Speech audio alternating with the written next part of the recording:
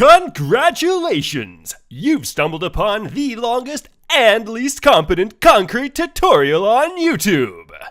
That's how I roll, nigga. Don't waste too much time on my video. Check out the timeline in the description. When I set out to do my concrete, I watched some videos on YouTube, I learned a bit, and I did the job. And there were some things that I didn't learn on the videos I saw on YouTube, so I thought I should make a video for people as gung-ho and foolish as myself. There are plenty of excellent information resources on concrete done by professionals who could give better presentations than I can, so I will include some information about concrete, but I won't attempt to do a thorough presentation. It just isn't my place, and other people do a better job anyway. But if you're going to do this job solo and you are not very experienced, then hopefully this video can help you avoid some of the mistakes that I made. Firstly, please don't be as cheap as me when ordering concrete. That $100 to $300 extra bucks you might spend on additives like extra cement or water reducing admixture or retardants might be worthwhile. This is especially the case if you're trying to pour on a summer afternoon like I did the last 2 days. Higher temperatures significantly reduce the working time you have to place that concrete exactly where you need it and flatten it out. And getting it really flat is what gets you that last beautiful finish at the end, for the most part. It's that flatness that allows you to take a trowel and trowel across the surface and bring up the cream you need in order to spread with that broom. If you can't get the trowel to reach the surface, then you can't get the cream to that surface. And then it's just not going to have that pretty creamy covered look. You're going to see aggregate and stuff. That's basically considered a failure. And tools, tools, tools. I have a lot of tools. They cost a lot of money. And I didn't have enough. Depending on your standards, and depending on how much surface area you have to do, and depending on your weather, and depending on what kind of concrete suppliers you have in your area, and depending on the cost of the tools you need to buy in order to actually place that concrete and finish it, you may be completely out of luck to want to do your job in one day. And doing the job over multiple days costs extra labor in addition to the simple fact that it is multiple days of labor. Form stripping, form reuse, form setting up, concrete bonding adhesive, tool cleaning, re-soaking the ground. All tasty morsels of the feast of extra labor you will incur by spreading the concrete job over multiple days. But if you don't mind grinding your spine to dust, then follow me to Brokeback Mountain. Let's talk about that concrete mix. Water reducing admixtures, water reducing and retarding admixtures, water reducing and accelerating admixtures, retardant admixtures, accelerant admixtures, super plasticizers, aggregate size, aggregate shape, aggregate material, sacks of cement, air entrainment, and there's even this admixture that makes it basically impervious to ocean water damage, which might be useful if you have snow and icy roads that are salted.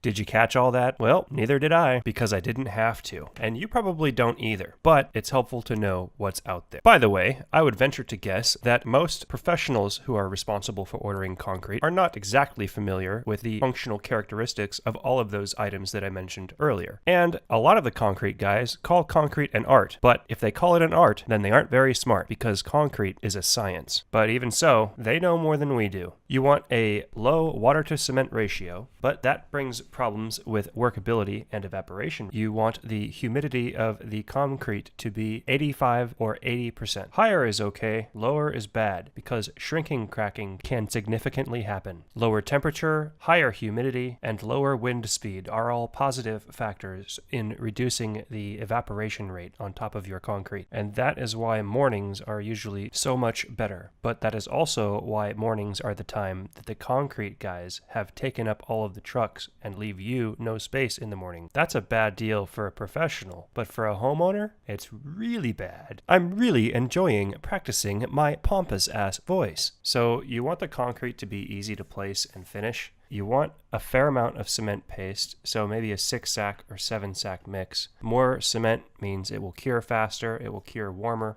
You'll probably want retardants in there. And if it's really warm out, then you'll want to basically specify a phosphate-based retardant, which will about by 10% reduce the end strength of your concrete. But that is okay, you can just make your concrete a little thicker. They say that a 5-inch slab is 50% stronger than a 4-inch slab. So a reduction of 10% due to a phosphate-based retardant can easily be corrected with just a little bit of thickness addition. Now, giving yourself enough time to work with is important, but also very important is making a mix that is easy for a person without super expensive tools. Now, realistically, if you're going to try to do your whole driveway, which in the United States averages 800 square feet approximately in one day, then not only are you going to need massive retardation, see what I did there, you're going to need something that's easy to work with by one person. And I think the only thing that could even potentially, possibly work out for you as an additive to that concrete is not a simple water reducing admixture, which will make the concrete flow better, but what's called a super plasticizer, which is also a water reducing admixture, but they give it a different name just because it works better. If you are in a place that freezes, then you will want air entrained concrete. And if you are using super plasticizer, then you will need more air entrained in that concrete. As far as aggregate goes, limestone does decay in water over time, so do keep that in mind. But also, aggregate size, just in general, should not exceed 1/4 of the size of the slab. But you might consider not only rounded aggregate as opposed to coarse aggregate, but also pea gravel, which is just smaller aggregate. Oh yeah, and those retarders that you use generally slow down the entire curing process, so you won't be able to get onto your concrete as early if you use them. Just keep that in mind. And all of these things cost money. Not only that, but very often your concrete company will not have the particular admixture that you desire. Oh yeah, and how far are you from the batch plant that's in your area? How long will it take for that truck to get to your house? Because on that trip, the concrete will be curing the whole time. I would estimate that for a normal concrete mix, it is going to take about 1 hour per 200 square feet to place that concrete if you do not have a pump. And placing the concrete is perhaps a third of the battle that day. How many hours of sustained hard work can your body handle? So the internet has lots of information on choosing a concrete mix that will serve you a lot better than I can. Now, a little bit on tools. There's a lot to learn about tools, but I'm not going to say tons about them. But some tools you might want to have are a roller bug. It's basically a wire mesh that you run over the surface of the concrete, basically right after you lay it down. And that depresses the larger pieces of aggregate. So if your concrete isn't as flat as is ideal, then at least there won't be so many larger pieces of aggregate getting in the way of your bull float or Fresno, and so it'll be faster to even out that surface and make it flat. Another tool is a funny trowel. There's really not much excuse not to get this tool other than being retarded, which is my excuse that I've been giving my whole life, but it's not a satisfying excuse. I have continually tried and it has not worked for me. So let me suggest you get a funny trowel. This is the Big Blue Fresno. The picture here with Odell Complete Concrete's YouTube channel was not chosen as an accident. It's a good channel with professionals with lots of good information. It might be a little less useful than the roller tamper or roller bug, and it's about the same price. This one is a power screed. It is about $1,000, way beyond my budget, but it can definitely significantly increase the amount of concrete you can flatly lay. And then this one is some vibratory attachments for the bull float, and I don't remember how much they cost, but I think they're somewhere around $1,000. That's a lot. So these are some expensive tools, but you're trying to accomplish a pretty Herculean feat here that even pros won't attempt on their own because they're sane. So basically, by doing a solo driveway, and if you're attempting to do it in one day, you're basically trying to attempt the impossible. So, you're probably going to have to use the best tools possible if you want a professional looking job. And I cannot tell you how to get a professional looking job because I do not really know. I'm just trying to get you a little closer than I was. That's it. So I'd have to guess maybe somewhere around $700 minimum for a basic set of tools that I have not described here. Funny trowel, bull float, Fresno, poles, brooms, bucket, hand trowels, walking edger, concrete boots, hand edgers, circular saw with diamond blade for cutting control joint, and a bunch of other stuff that I haven't mentioned. You should probably look it up on Google. So if I were to give you an estimate for how much a healthy person could finish in a day with a basic set of tools and a normal mix on a 78-degree day, then I would guesstimate about 200 square feet. After the truck arrives, you will probably have about 2¼ hours of functional working time to place and flatten it. Half of the time for placing, half of the time for flattening. And hopefully somebody more knowledgeable will stumble across this video and provide a better estimate and leave it in the comments section. Then you can factor in how complicated your driveway is, what temperatures you'll be dealing with, what type of admixes you'll be adding, and what type of better tools that you'll be willing to purchase. And then you can just adjust according to your guesstimations. Good luck, man. Now, you've been waiting to see a disaster for 10 minutes. Let's get started. Small person and project preface. Person has engaged in 4 jobs, though not solo. Project was an average of 7 1/4 inches thick and cost $3 per square foot. Okay, well, it's been a year. The smudging, where I didn't clean up the paste, is still pretty damn visible.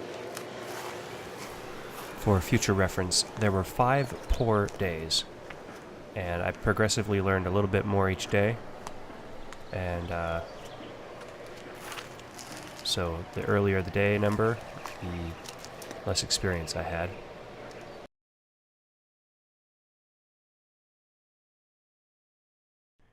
And due to a number of factors, there were a whole bunch of different slopes that I wanted on this concrete. Not fun.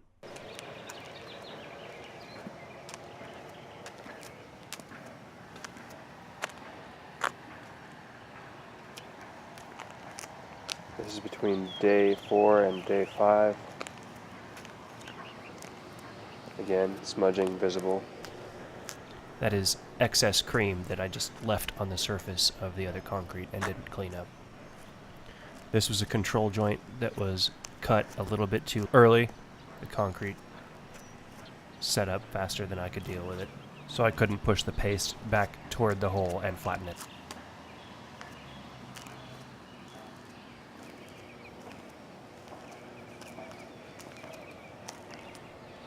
Incidentally, saw cuts get a lot less rocks stuck in them.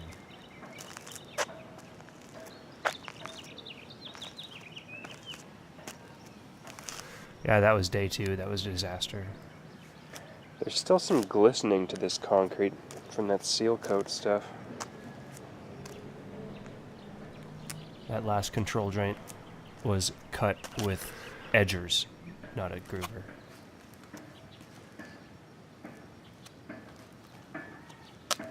Not pretty.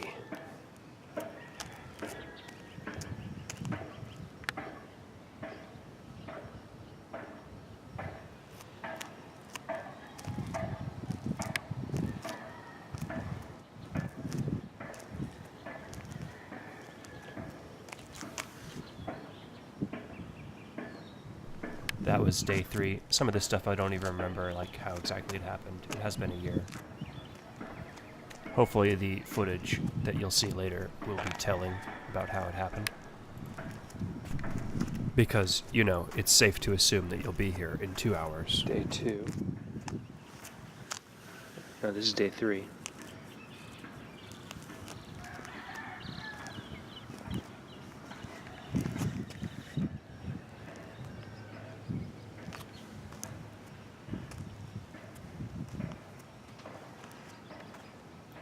Yeah, control joints are just too much to take on.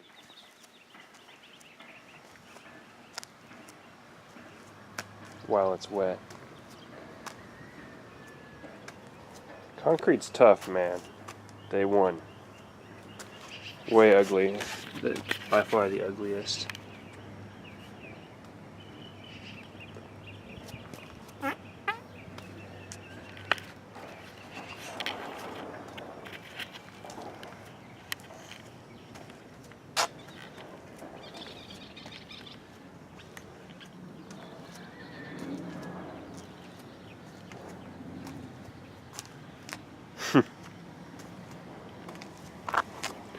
Why is that stuff so dark?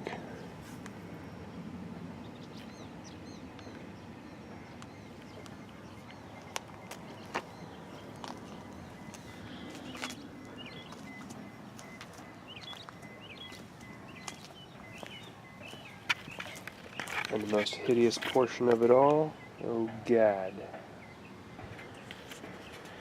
The camera situation kind of sucks because there is a shattered lens that manifests itself in blurry images and a dot on the screen, and I do not own an AC adapter, and I was not going to purchase one. I was the only cameraman while concrete is pouring, and it's an $80 camcorder, and I do not have a lapel microphone. Footage was taken basically only on concrete pour days. It was not taken on form creation or rebar tying days.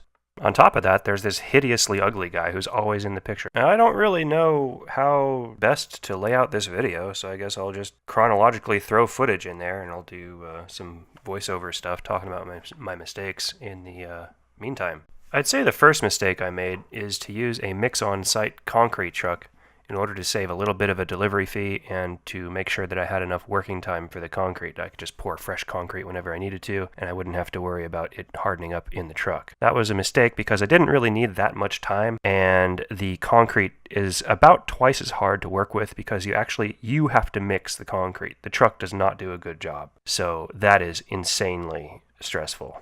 For smaller jobs, it's fine, but when you're pouring 4 or 5 yards and you have to half mix of that up by hand after it comes out of the truck, it's just a bad deal. The driver is Robert. He's an owner-operator at Pacific Concrete, and I do recommend that company. And there's a different on-site ready-mix company that I used before, and I don't remember what exactly it was, but I do not recommend that company. It was pretty shady. This is my driveway. The foreman of CTS Concrete did set up the concrete forms, and he's been by my side a little bit for a while now. However, these concrete forms, this is not an inspected job. He's not following building plans. It's just slapping together a driveway for me on the weekends as a favor, and the quality suffers. So I'm going to check this out, get ready to pour. The goal is to have the water slope away from the house to here, and away from the driveway to here, and at least from this part over for the water to travel this direction.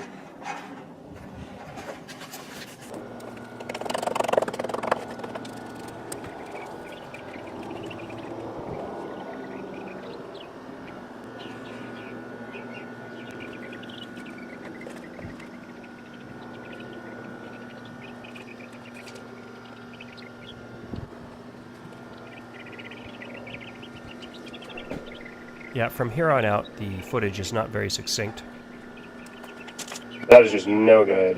It's gonna have to come up 2 inches on this side.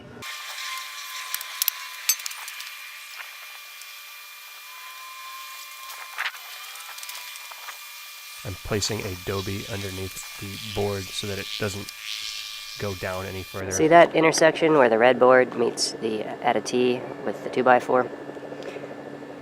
There's supposed to be a change in angles there, but they used a continuous length of 2x4. It's no good.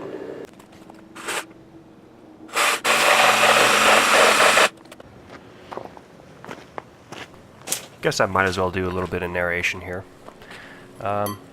These are 3/4 inch gas pipes that I have cut with at an angle, so they have a point, and I drilled holes in them. And I did a bunch of them because these metal stakes, if you buy proper metal stakes that, well, go into the ground easier, require less cleanup in between uses because they don't get dirt inside of them. If you buy proper metal stakes, they're like $5 or $6 each. They're like really expensive. And I had gas line sitting around, so I might as well use a gas line. What I'm doing right here is stabilizing this now weakened portion of the concrete forms. And it's weakened because I made that cut there, and I made the cut there because I needed to change the angle of that 2x4. I needed to come to a slight V shape there, so water collects there and travels toward the right along that reddish board. That was the original plan that I'd told Freddie, but maybe he forgot. Can't blame him too much because he didn't charge me any money. I'm using screws. I like to use screws. The pros use nails. They use these specialty nails.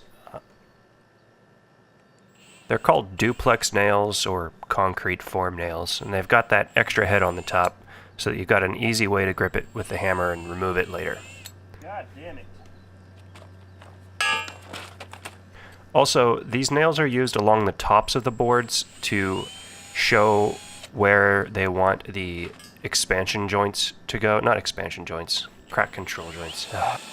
expansion joints are actually like actual gaps between slabs that are filled with flexible material, whereas concrete crack control joints are lines that are basically a quarter of the way through the slab, and the lines that are that deep basically make cracking that's going to occur there. However, the lines do have to be placed properly, depending on the obstructions that are around or in the concrete and the thickness of the concrete. It's actually somewhat complicated to put down proper control joints.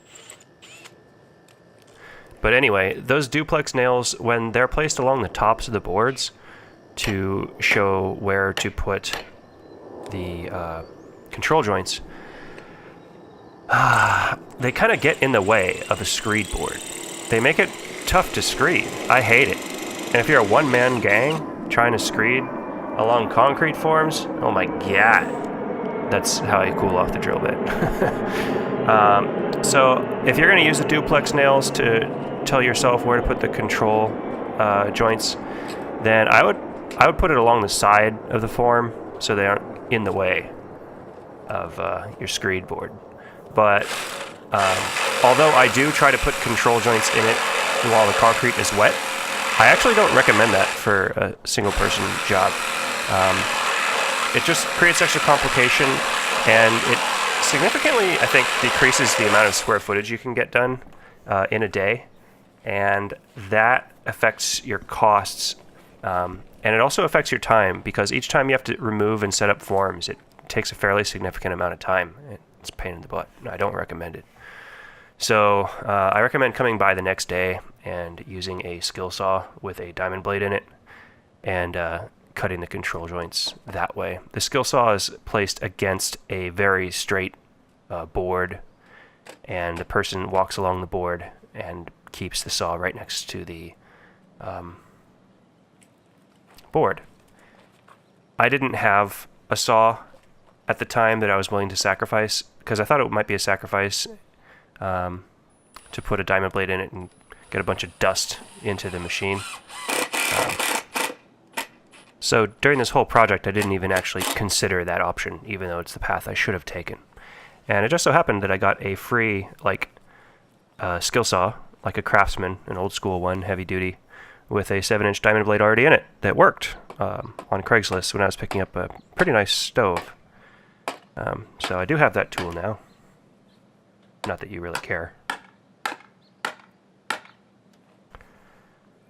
So yeah, I got to make sure that these stakes go down into the ground deep enough that they will resist pushing out forces from the concrete when it's in there. That force can get pretty high once the concrete gets tall. The recommended best practices for the number of stakes and their spacing is pretty extreme, but that does keep them from moving one bit, probably to an excessive degree.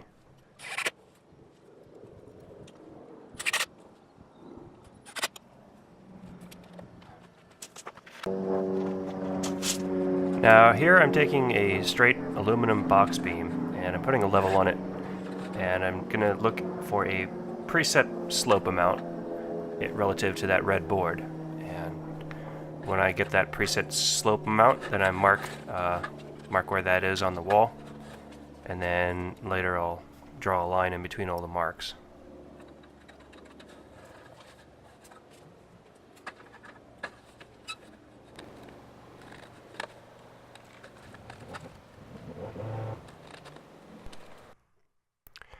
If this were a normal wall that didn't have a gas meter and telephone line and other stuff around there, then I could just snap a string line from one mark on one side to another mark on the other side. But since I didn't have that, I had to take a straight edge and mark a bunch of lines and connect the lines. Now I go around measuring this concrete thickness, and it's about 8 inches thick. I wanted 6 inches, but I had to move those form boards, so it got up to about 8 inches.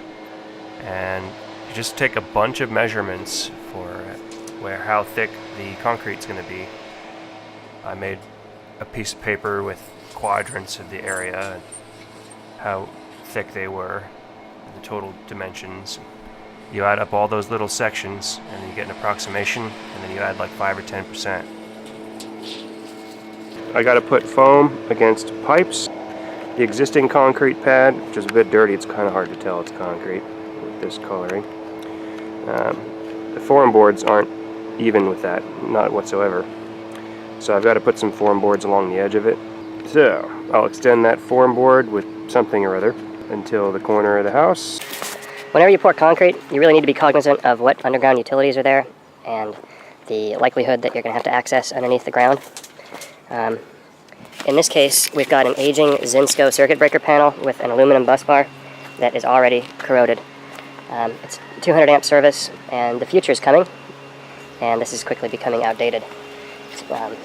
Electricity is getting cheaper, and with solar panels, although right now we have net metering, which is kind of like cheating to make it nice for the residential customer, but with solar panels I think we're going to end up going electric for hot water and everything, so 200 amp panel is not going to cut it. So I'm already in talks with the building department about setting up a 400 amp panel here on the side of the house, but if I'm going to charge cars here, I'd like to utilize this existing box.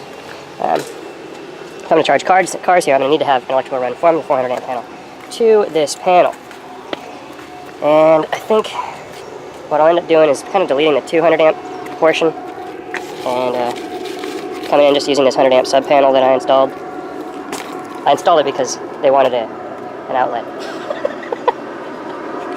Oh god, it was ridiculous. It was like basically $100 outlet in parts. And the labor was not fun. Anyway, so you got to be understanding of what utilities are underground and needing services. If this is a steel pipe underground, I do not know. It looks like they've run a conductor alongside this pipe for tracing purposes, so I imagine it's plastic or corrugated stainless steel underground. And if there's a problem with the gas line in the 200 feet till the street, they could want to replace this part of the line. So it might be worthwhile to leave thinner concrete or just not pour concrete over a utility like that. And then water, oh my god, if you have galvanized underground lines, you're going to want to not cover that. Fortunately, my water runs over that direction. And in fact, there's some pipes just parallel to here. It's kind of running in line with the water main, because I know the water main goes kind of right underneath that stairwell somewhere. Don't exactly know where it goes in between, but fortunately the water's not being covered up by the concrete. And then if your main feeder conductors are in a small conduit like that, then they're not going to be able to feed new wires through there, I don't think, and you're probably going to have to bust up the concrete to run new underground conduit. So it helps to know where all your underground lines are, and to ensure that in the future you don't make a more expensive headache for yourself or whoever. And then the third thing is I have to put a protector pipe, not directly in front of the gas meter. There are rules about it. I've forgotten the rules. And this is a PG&E meter, and for residential, PG&E requires a minimum of 2-inch nominal diameter Schedule 40 pipe for residential to be the bollard type device, and in commercial they require a 4-inch Schedule 40 minimum concrete filled bollard. The bollards should all be the same height according to them. I don't know how much that really matters. And they should be placed in a way that does not obstruct service people from working on the meter and the line around the meter. The thing that I'm going to do doesn't exactly prevent all vehicular traffic from impacting the meter, though the protector pole or poles are supposed to do that, but pretty much in any plausible normal scenario it will protect the meter. So it's doing like a 95 to maybe 99.5% success job there. And I think, unfortunately, it's more important to place these things on properties that are going to be inhabited by low-income people who are spending welfare checks on meth and driving like crazy people. Don't ask me how I know this from personal experience with other people but I do. And of course, after that's all done, everything's done, then I use the dobies and raise the rebar grid above grade. But not so high that it interferes with the control joint cutting tools.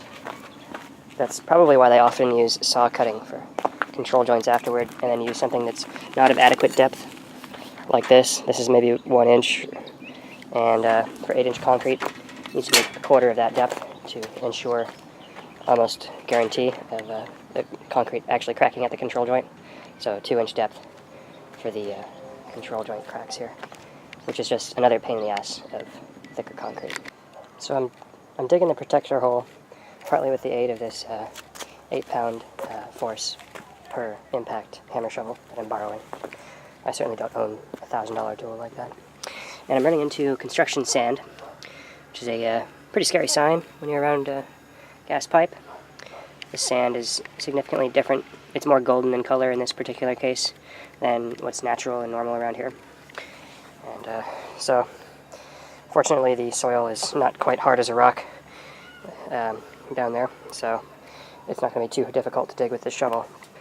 But I'm going to be gentle and slow. Okay, so that appears to be the gas main, with the white tracing wire in the back, as we saw right there. And I've actually traced the lines. It's definitely in line with where I found the gas line to go. It's approximately 18 inches underground, and it's 50 psi in this little plastic pipe. And yeah, it's covered by a what's that? 3 mil black poly moisture barrier. And there's a reason for the moisture barrier. I don't know exactly what it is, but some sort of reason. So I'm going to tape it back up. And then within 6 inches of this, you're not supposed to have any concrete. So if I cut into that with a shovel under 50 psi, it's only a quarter psi past the meter. So it's the leaks that are under 200 times the pressure that really are the things to worry about. You will know you've reached hard pan when it sounds like this.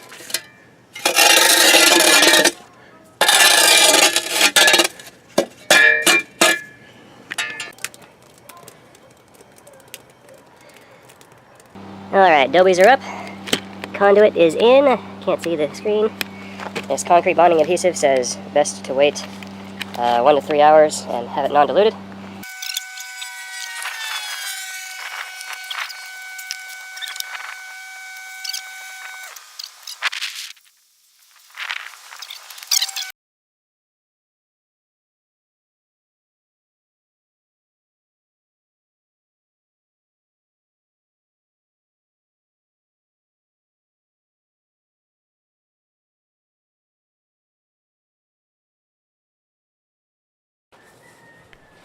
This is called the water cannon. It's a very high flow rate hose nozzle thing.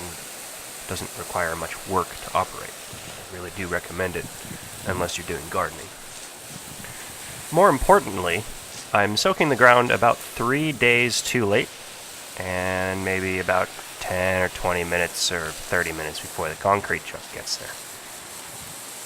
Yeah, didn't realize that for a few days, but the soil really should be moist so that it doesn't wick away too much moisture from the concrete. Yeah. Oh, and by the way, concrete, if it's going to be placed on soil, it should be placed on undisturbed soil. And if it is disturbed soil, then it should be compacted. And while you should have a hose ready to go to turn on at any point in time to wash off a concrete tool or wash off whatever, it would have also been good if I had a pressure washer also ready to go. So a hose splitter and an extra hose going to a pressure washer that was plugged in. Those electric pressure washers can basically stand by all day for months and be ready for you to fire it up and wash off concrete tools at any point in time. So I'd recommend keeping one around if you can. Those minutes are precious minutes when concrete is a curing. So if you can save a few minutes by using a pressure washer.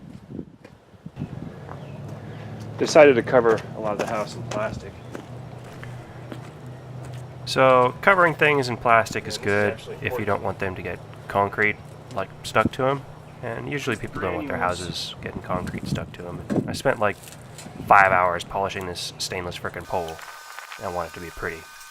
So I want to protect that too. Oh shit, the concrete truck is here! I have a wheelbarrow right here. I don't know how you're going to wheel it over all that rebar. That'd be the easiest way. Oh, okay.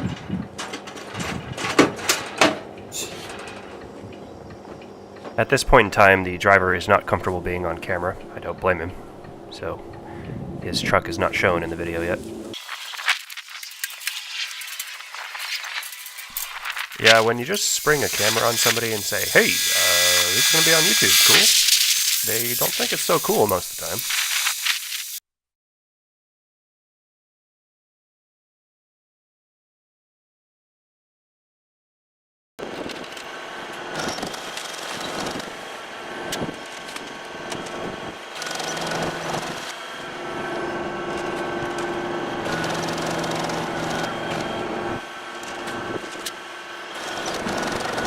So the goal here was keep pouring loads in until it's level with a certain line that's marked on the back of the house.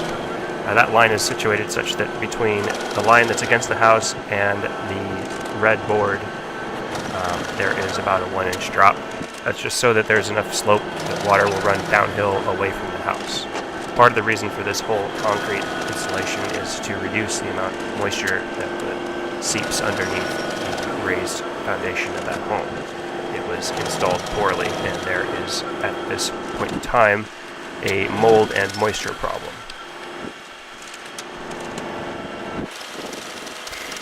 Anyway, I pour a bunch in, and I try not to pour too much in, because if you pour too much in, then you have to move more concrete around. So you pour enough in so that it fills up the space. Definitely not too little, if you can avoid it. And you flatten it out.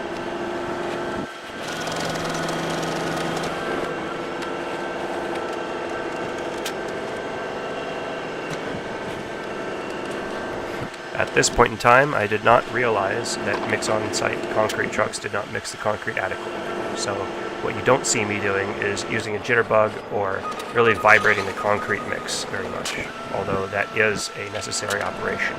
And the result of that is that later in the nighttime, and yes, I was out here working until the nighttime, the cream on the top, the layer of cream that made it to the top, was inadequately thick. And finishing the concrete was like desperately terrible.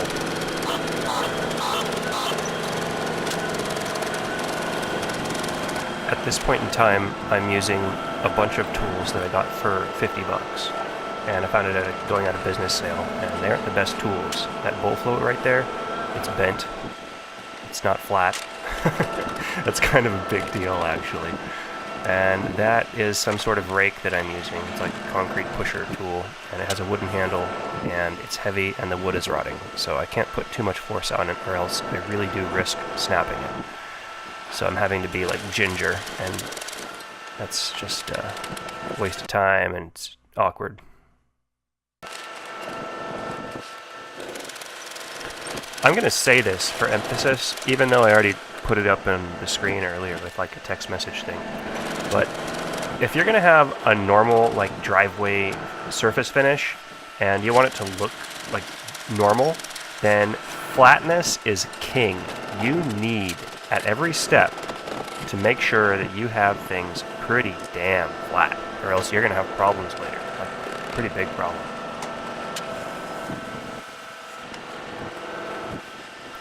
One way to help flatten out the concrete is to kind of wiggle that bowl float around. That's a magnesium float, and it doesn't like grip the concrete as well as a wood float. Gripping can be pretty important because when it grips the concrete, it opens up pores in the concrete, they say, and also you can like shake around the concrete better with it, which makes it easier to flatten out the concrete, because a good way to flatten out concrete is to shake it around, and it kind of like averages the height of that concrete in the shaking process.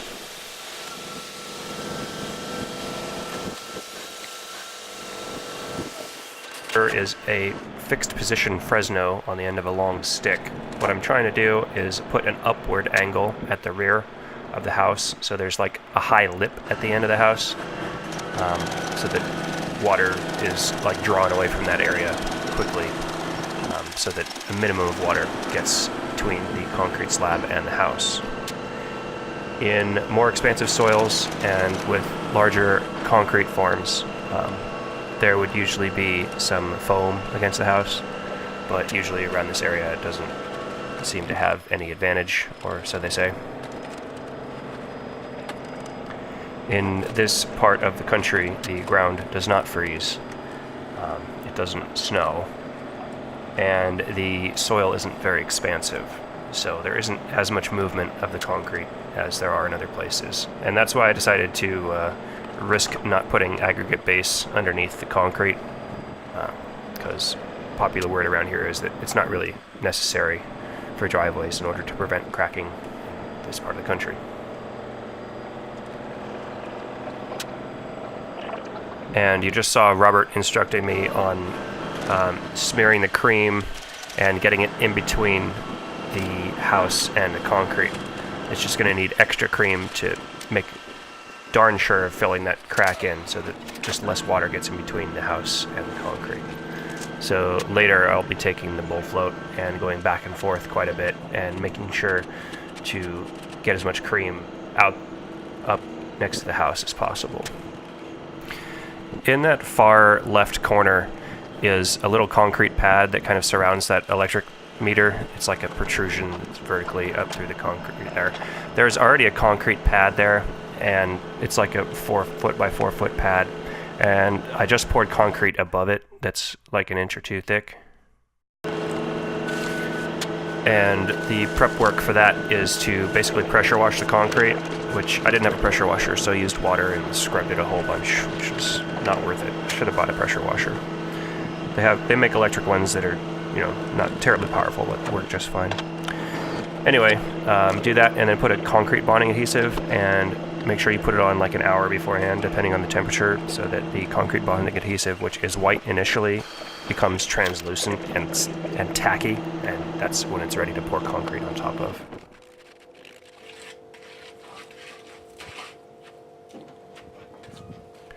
Now what I just did is try to put a bit of an upslope next to the electrical and cable, internet, or whatever that's coming through the ground there.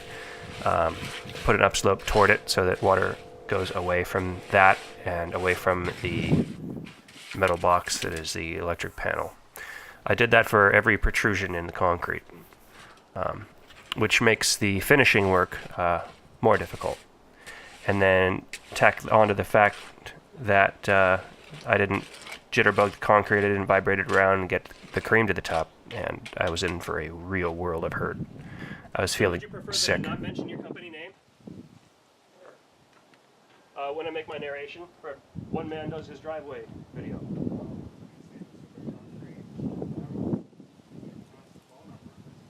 Okay. Well, you got me videoed in there?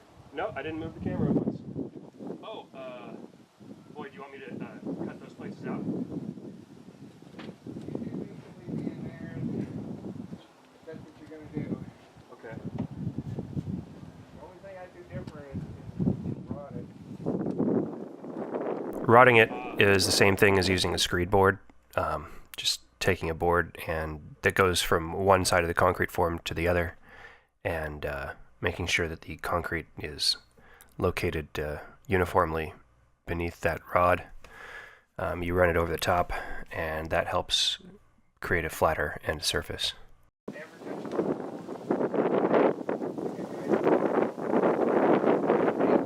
This wide, and they go, and it comes out so smooth. And I got guys that, like you, never touch a rod board and just float it out. You got a little bit of crown in places, but not much. He's basically saying that I did a pretty okay job of flattening out the concrete without using a screed board. Good. Jeez, I'm just realizing now how much I could use an external microphone on that camcorder with a wind sock. This wind is bad. Oh, just 4 flat, eh? Okay. I guess I can split the remainder into 2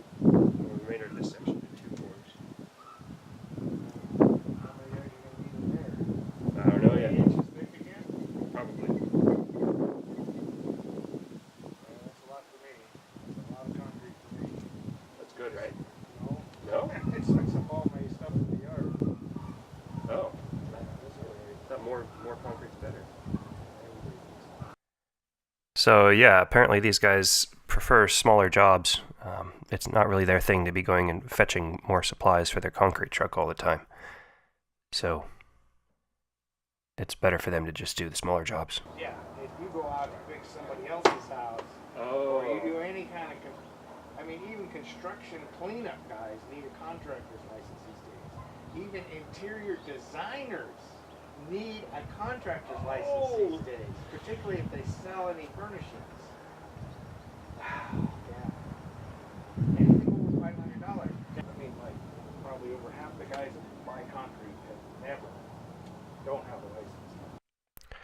And now after this, he charges me the bill for the job, and I pay up for the job, and then he prepares himself for the next few times by measuring what I got here.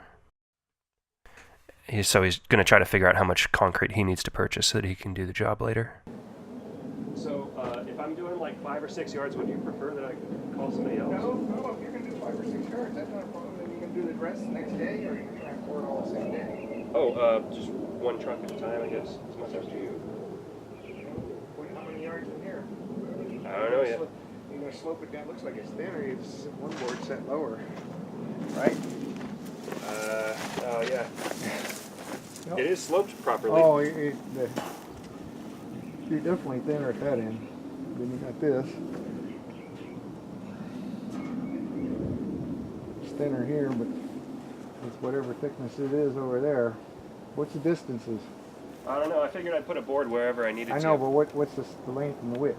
I don't know. Oh, you just did it, huh? I didn't do it. Oh, you didn't do it. No wonder you don't know. I helped Freddie on a gas line job. He probably made $2,000 in one day, so he doesn't mind helping me out.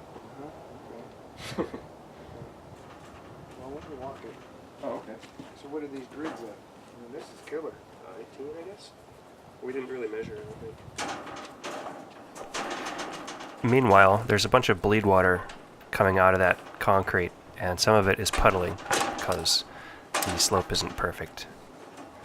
Maybe like almost 18, 17 and a half.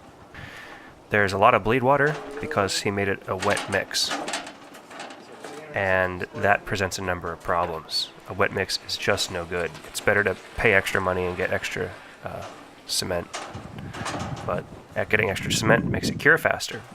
And with these mix-on-site trucks, they don't have retardant that they can add to make it cure slower. So it's just another disadvantage of using a mix-on-site truck. Yeah, 18 by 19 plus that wall, so basically this is 18 by 20 here. When there's excessive bleed water on the surface and you haven't flattened it out and you go to flatten it out, that can cause weakening of the surface. And if you're going to remove the bleed water, then you're going to probably remove a bit of the cement cream as well, and that'll make it even more difficult to finish later. Lift it up and come away from the building. You should lift it up more. No. Later in the night, it'll be just a desperate disaster trying to work cream up to the surface, but I should have worked the cream up to the surface basically at the beginning. I had no idea. Okay, so that I don't drag too much of it away. Yeah. Okay. A little weight on it right here. Kind of straighten this one out. You got this low spot. You got those buckets there. Yeah. Just let that water sit there. Sit there and just run it up there.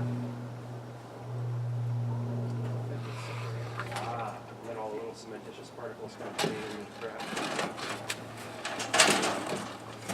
I think I'm going to be pretty proud when I'm done today. Oh, you fool me, you fool. Pretty flat. What? It's pretty flat. Well, just the fact that I can And do once it. this thing starts getting sticky, and it's sticky, then you're done with it, okay? I'll let you work around that car. Okay.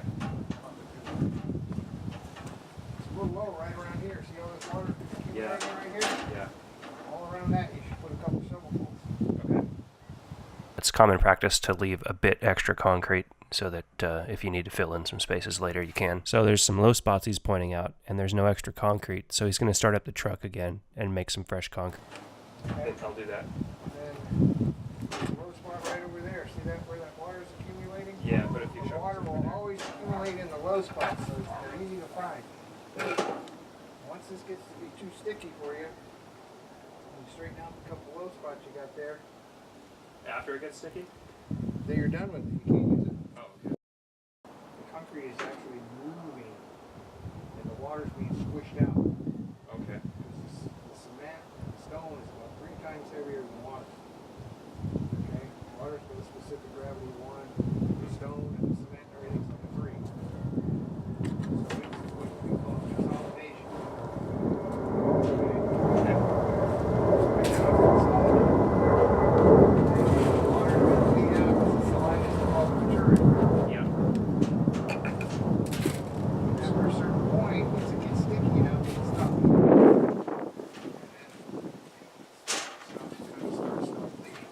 Actually, some of this water is being consumed by the cement.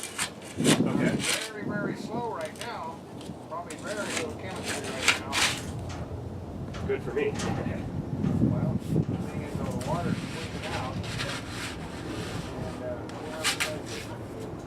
And the water's squishing out.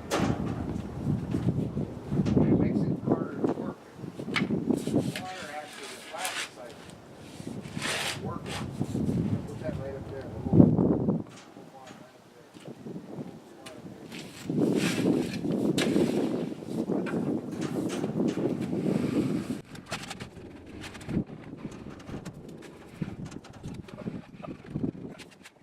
It's practically impossible to see, and it's difficult to hear, but he's using like a fast vibration technique on that bowl float in order to flatten it all out.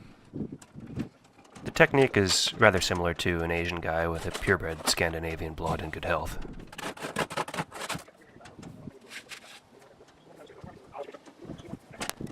And he insisted that he go mix up some more concrete to stick in the wheelbarrow. So that's what he did, off the clock.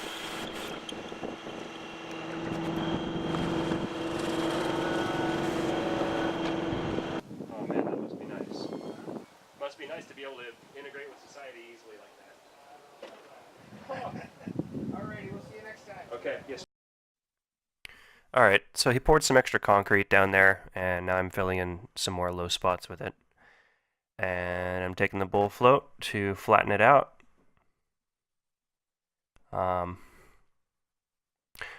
All those protrusions around there, I do try to keep us upslope toward the protrusions to just keep water from pooling around them. And no pun intended, but the float that's needed in situations like that is called a pool float. Generally, it's frowned upon to use a pool float for finishing work, but sometimes you can't avoid it. I didn't realize that, of course, so I tried to use the other float first, and then failed miserably.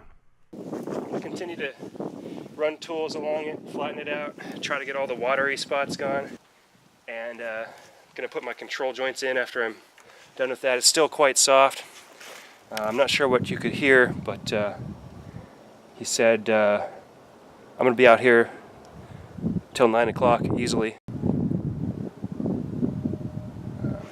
He didn't even mention using those knee boards, but he's not a fan of using the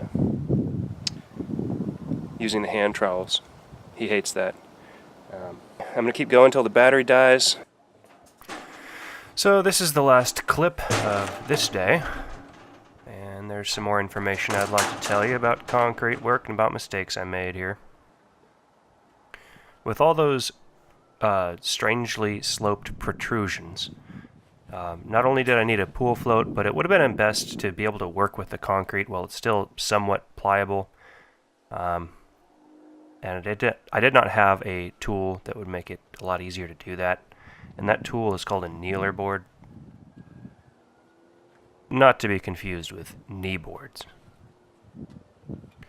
And while in principle it would be better to have stainless knee boards, there aren't actually any stainless knee boards with a proper edge profile to reduce getting stuck and reduce the amount of concrete a person whips around as they're moving around. So I actually recommend the plastic ones. These are polystyrene knee boards built by Craft Tools, or branded by Craft Tools.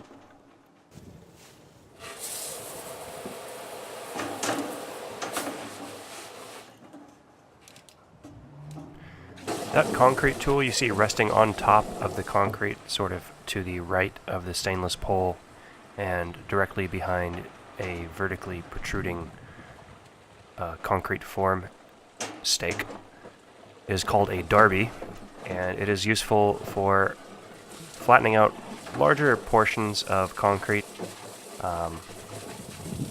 and using a fan pattern, and also pushing it back and forth while you do so in order to vibrate the concrete and flatten it. It's usually used on wetter concrete mixes. It is a wood float after all, and wood floats are only used when the concrete is wet and pliable. And it's wood, so it has a strong texture that grips the concrete and helps move it around. Oh, looks like I could grab it. I didn't realize that. And of course, I'm going to use it terribly. I think I'm using it backwards too.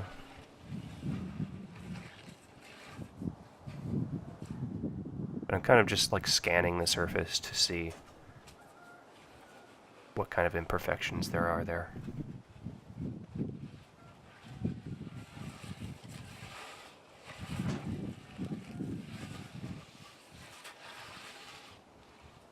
To the far left of the concrete slab, you'll see, it's very difficult to see, but there is a hand edger there. And they make hand edgers with flared edges, and they make hand edgers with non-flared edges.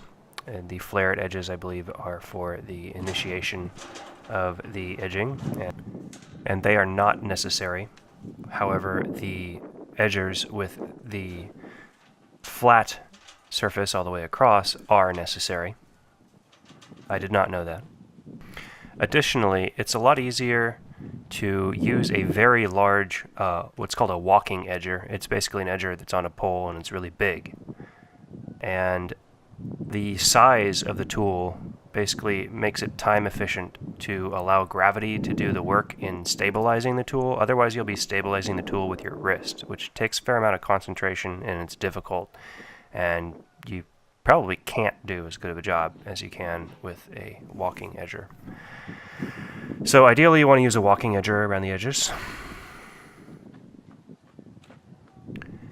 If you press too hard with the hand edger and you kind of force the aggregate inward too far, then your aggregate's going to be pretty far from the actual edge, and there's going to be a lot of cream there, and it's probably not going to harden up too well. Also, if your concrete's drying out and you like hit an edge of a piece of aggregate with the edger and it like separates that rock out of there and you're left with a void, it's going to be hard to correct that. It's going to be ugly. But with the stability you have with a walking edger, it's going to be a lot easier to avoid a situation like that.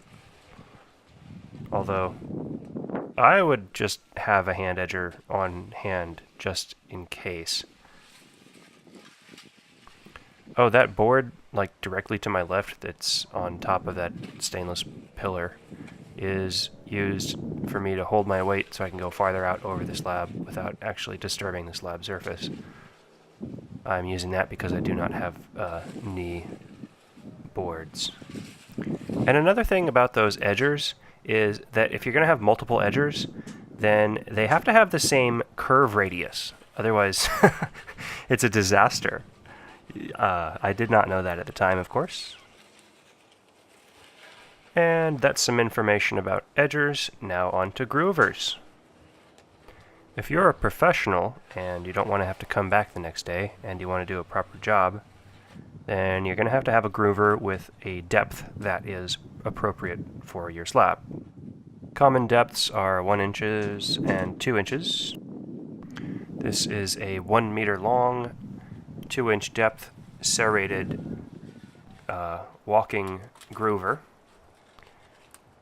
And whatever groovers you use, they have to have the same radii as each other. Now, grooving is done later than you might think. This is because we don't want bleed water getting into the groove, because it will just like totally mess up the strength of the groove. The bleed water collects in there and just gets weak as hell, and also increases the likelihood that the cement paste isn't going to stick in that groove, in which case you're left with a fugly groove, even uglier than that guy that's in the picture right now. And this tool is a flying groover. This particular tool pictured here is 24 inches wide by 8 inches wide and has leading edges both on the forward side and the back side for easier operation. It's nice and wide and thick and heavy, and it helps beat the aggregate down, bring cream to the surface around the groove. And it is typically used after that tool that was shown previously. Now, both of these tools are about $100 each, so that's more money. There does not seem to be a smooth stainless steel flying groover for doing like finishing groove work. Usually the finishing work that makes a surface all like super flat and pretty is done with trowels. And then you take a hand groover with you with the same radii that's made of stainless steel, and you make it pretty with the little hand tool as you're doing the finishing work with the finishing trowels on the rest of the slab. And that's only if you want to go that far. You don't need to. Speaking of hand grooving, you generally start with like a textured bronze heavy groover, and you use it to push the aggregate out of the way and form the general shape of the groove. These come in hand-operated forms and forms that are able to attach to a pole. I'm not sure which one I have. I bought it for $10 and it had like one thing, attachment point. I custom made an attachment and stuck it on a pole. Whether that's the right way to do it, I have no idea. But what I can tell you is that the pros would never use something like that because it's really difficult to keep in a straight line, unlike those long serrated groovers you saw earlier. And they're not necessarily serrated, just the one I showed you is serrated. Yep, using the shorter groover just takes a lot more concentration and effort, and it's just foolish if you're doing this professionally and you're trying to do that with a small groover. It's a total waste of mental resources. And then later you come in with a stainless groover when you're doing your finish work, and that's about what it looks like. Make sure it has the same radius so that so that it's flush against the surface of the groove that was left by the last groover. And the smoothness helps reduce disturbance of the paste in the groove, which makes for a smoother appearance. See that form board stake right beneath my hand? That thing's frickin' in the way. If you can get your stakes not to protrude above the form boards, that's way better. If you're going to use cross bracing, use shorter cross bracing, eh? It's just not good to have those stakes in the way of your work. So now that we know a little bit about grooving, just a little bit, I can start to tell you more about what kind of mistakes I made here today. I put 3 grooves going from the fore screen to the back screen along that expanse of concrete, and 1 groove going kind of right in front of that electric box, about 4 feet long. And I started with grooves on the right. I went right, middle, and left. And the first half of the left area was okay enough. It's starting to harden up when I'm making the groove on the left side. There was some considerable amount of time passing between making the right groove and making the left groove. But the front area was okay to do a groove there, but the back area that was adjacent to the edge of that concrete slab, where half of the concrete is thinner and stuff, the concrete had hardened up a lot. It was like really hard when I was trying to cut a groove into that upper area adjacent to the existing slab that's around the electric meter area. There is some footage from the next day, but not from that night, so you don't get to see me like desperately like trying to cut a groove in that area. The desperation was significantly exacerbated by my choice to use edgers as groovers. So my edgers had different radii than the groover, and I started with the stupider edger and ran it along either side with the short leg, and then to enhance the stupidity, I decided to use, after that, a long leg edger, which went deeper into the concrete than the previous edger, and it went deep enough that the bottom of the edger was constantly running into aggregate and disturbing the aggregate and pushing the aggregate out of the groove and totally destroying the groove.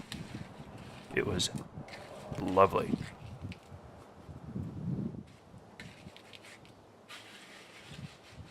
The concrete had cured enough that it just wasn't sticking back together again, and I just could not get much cream out. I tried using some water, which is a bad idea. You do not want to sprinkle extra water on top of the surface of concrete in order to get it to be pliable. You want to avoid that situation if possible.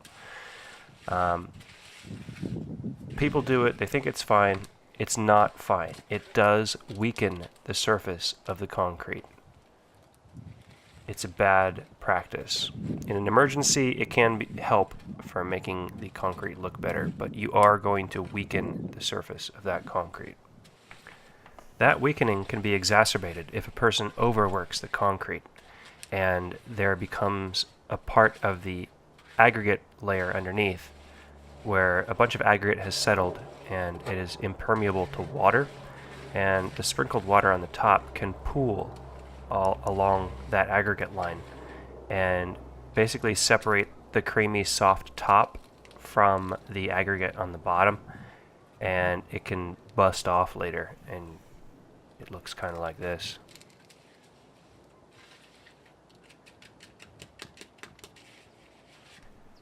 And something like that will not necessarily happen immediately, but can happen if you like take a pressure washer to it later, or just like drive over it.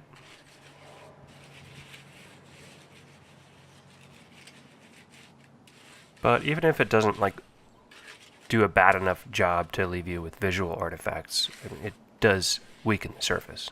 There's just no question about that.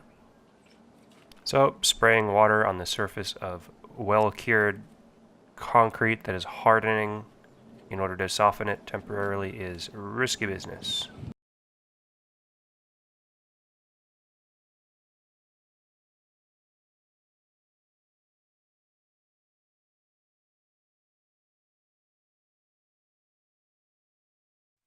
And the camera's about to die for the day, so ciao. So here it is. It leaves a lot to be desired. It was difficult trying to get this straight with the control joint cutter tool, because that isn't mounted straight. Well, at least that's part of the reason. And this small jointer, apparently to get it straight lines, you run it across a board, like at the edge of a board, and that helps keep it a lot straighter. But you got to hold the board in place, and it requires multiple people. So that tool is not suitable for large control joints with one person. I'm kind of regretting using that instead of just saw cutting it later. But instead of saw cutting it later, in just incredibly stupid and stereotypical style, I decided to continue on with the theme of trying to use control joints that were cut in wet concrete.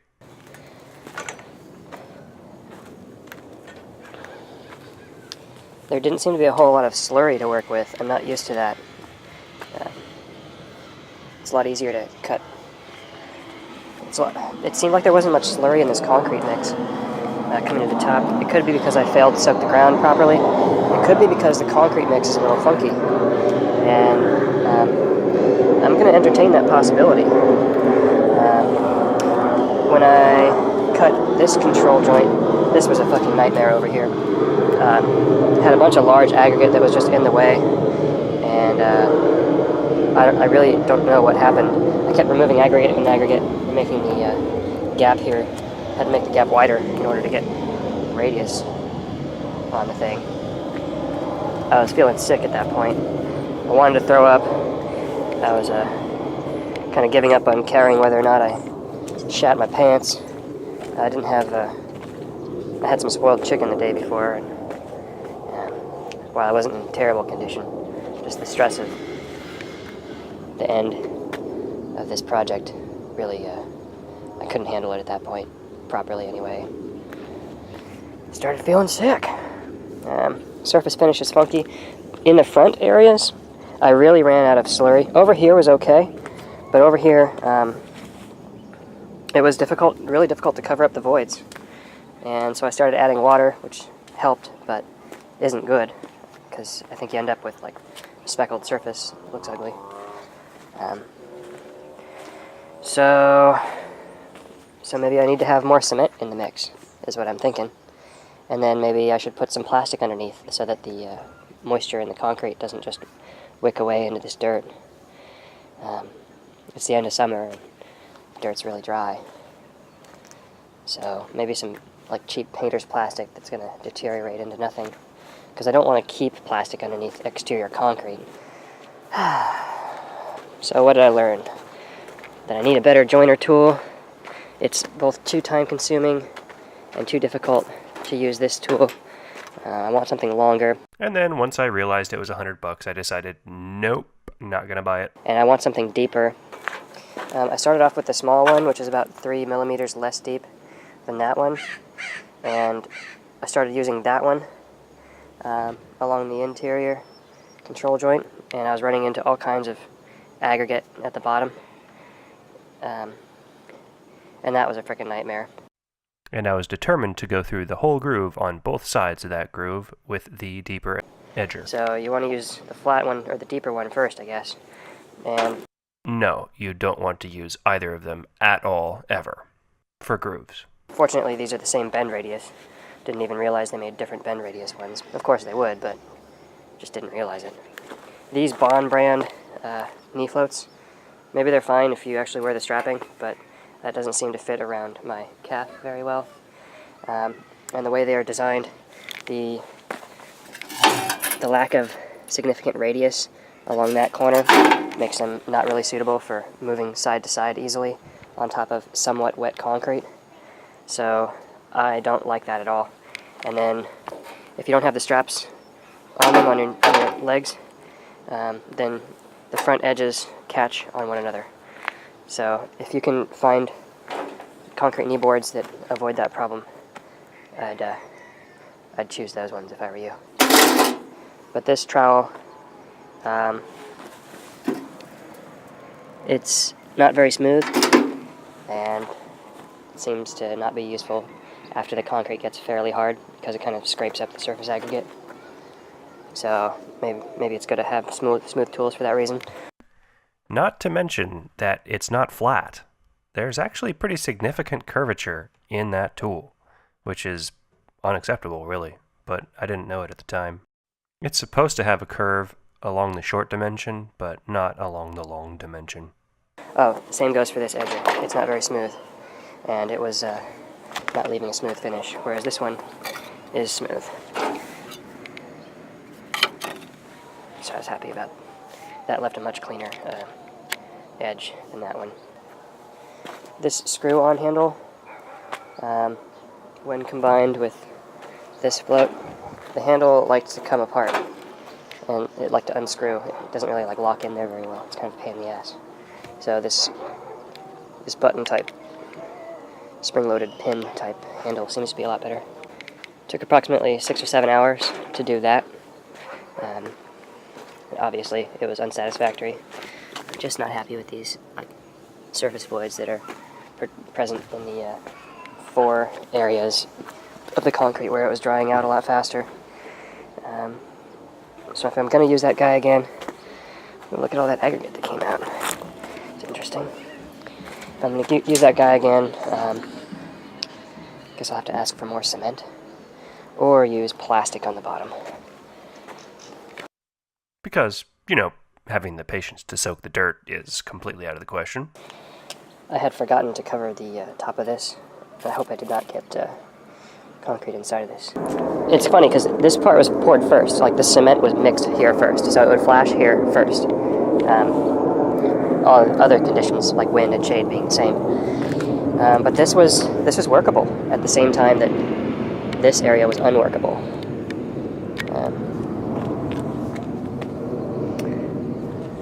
So yeah, I think moisture wicking was a serious problem here. Oh, and lastly, with this control joint, that was a total nightmare. I think part of that reason was because for the 40 minutes or so, for 30 minutes, I didn't cut that joint. I waited too late to cut that joint. That was a foolish oversight. I think it should be cut very early, just so you can push all that large aggregate the hell out of the way. And then next time I cut them too early. And you'll see the problems that arise from that. Well, I thought I had a full battery earlier, but I did not. Got hella bleed water, and I think that's because I put plastic underneath it this time. I just took a dump, so it's been like half an hour. I did all the edging prematurely and the control joint prematurely, just to get all the aggregate out of the way, because when I didn't get all the aggregate out of the way, it was an effing nightmare. So on this day, he poured me a wet mix again. It's easier to spread around, it's easier to flatten, but it bleeds a lot, and I don't think it would be very easy at all to work with an overly wet mix like this. I don't know how well pros would do, but I suspect they wouldn't do all that well. They wouldn't create a beautiful product with an overly wet mix. The pour today was different than the previous day for a few reasons. One is that there is painter's plastic under there, which I'm assuming is going to deteriorate.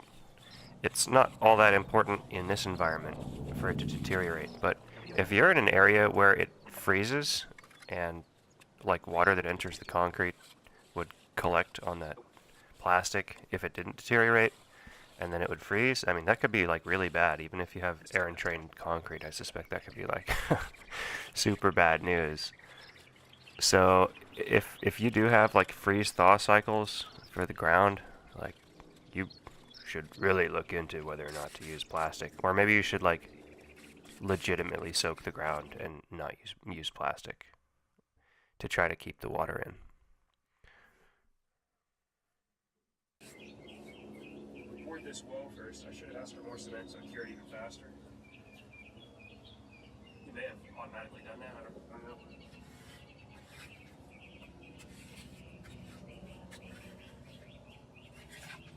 But if this wall cured fast enough that I could remove the floorboards and all these pegs, but this stuff is still sort of loose, and I could use the material over here to fill in the voids, make it look pretty. I don't know how possible. So there are a number of factors which affect the workability and the stiffness of concrete. One major one is the curing time of the concrete, and the curing time is very strongly affected by temperature, admixes that are designed to alter curing time, and also the amount of cement in your concrete mix. If you want the concrete mix to speed up, if you want it to be fast set, then one way to help that along, instead of using just accelerants, is to use more cement. And a mix-on-site truck has the special feature of being able to vary the cement content quite widely based on what you want. And in a wall, if you want it to cure a lot faster than the slab beneath it, then you can just add extra cement. And I didn't think to ask for extra cement unfortunately. And I had no idea when to remove that form board from the wall, so it was a pretty hairy situation for me. This thing is both bent and loose. And at that point, I was just beginning to realize the significance of having a bent Fresno.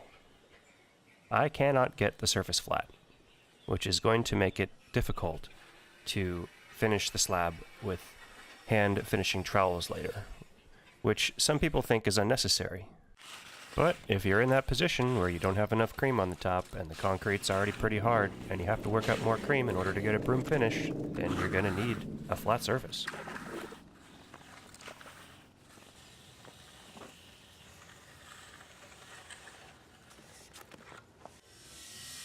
Oh, there goes the cement paste.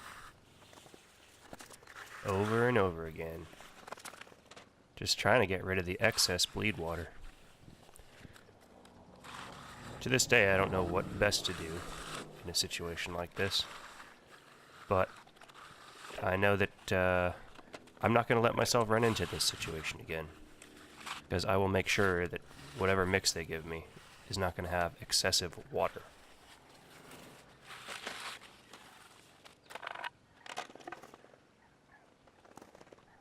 You saw me go back and forth on that slab, and that's to try to flatten it out. But there's a different tool that I don't have and didn't have at the time called a funny trowel, where it's like a Fresno on the end of a stick, but it's flexible and it pivots, and you kind of go back and forth and do a fan motion. All of my concrete work appears to be like severely lacking in fan motion exercises, because the fan motions really are effective at reducing high points and flattening it out. I think better than in just a crisscross pattern, but I'm not sure about that.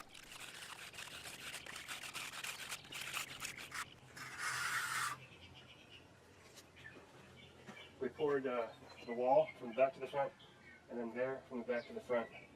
And in this case, with the mix on site concrete, the pour order is also the cement mixture order. So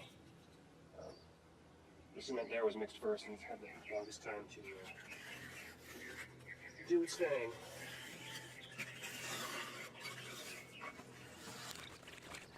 The relevance of that comment is in when considering which boards to try to remove from the wall form first. Because if one part has been curing longer, then it's probably going to be stronger and hold its own better. I'm just trying to figure out how to remove and when to remove those form boards, because I have to remove them in order to finish that, and I have to remove them in order to finish the slab too, because the pegs are going inside the slab. Here I am trying to put paste back into that groove. The paste is really weak in that groove because the water just was a frickin' flood in there. Just high water content disaster.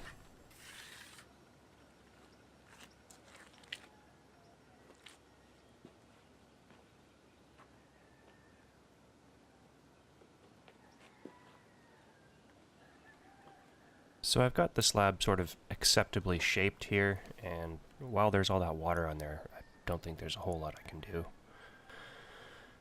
Except for remove more paste, which would be shooting myself in the foot again. So, figuring out how to try to remove these form boards, and I was using the sledge before, but I decided to use a lighter weight implement because I think it would, a higher velocity, lighter weight implement would impact the forms less and the boards more. I have to remove those pegs and the boards while the concrete is still soft, because I have to like fill the holes. Yeah, this is a real headache. Not to mention that the board, the wall board to the right is about 1 inch deep in the concrete. It really wasn't formed properly, so that'll present problems later. If I had to do this again, I'd pour the wall on one pour and make sure that the rebar went from the wall to the slab so that it would be continuous rebar, and I wouldn't have to like drill and pin and do bullshit like that. It's just ridiculously laborful. And then the section in front of us and the section to the left, I would pour that on one day. Easily possible if you're not trying to do the control joints in the middle.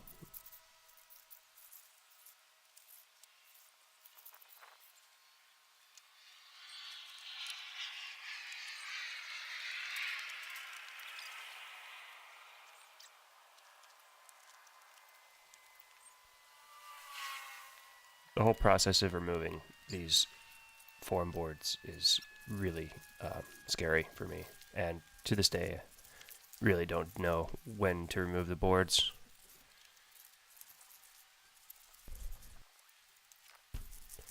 I'm basically just trying to do miscellaneous stuff to pass the time and get stuff done before I start feeling comfortable removing those form boards.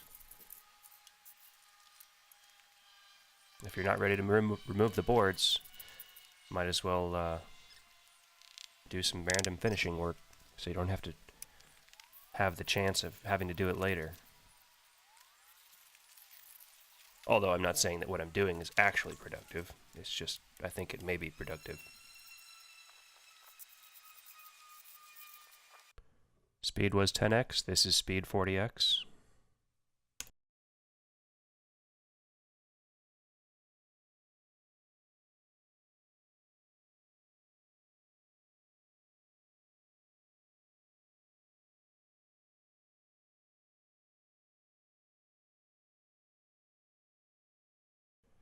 Some time passed, this is the next clip. I'm kind of going around the edges where it's drying and trying to pop cream to the top because it makes me feel insecure when there's no cream there. I don't know if that's for better or worse. Debating removing the forms, not ready yet. Next clip. Well, it's been about 5 minutes, and looks like the surface is drying out appreciably. And I feel like that's the time to kind of hit it, flatten it out, and get some extra cream to the top, I think. Yeah, I have no idea whether that's true or not.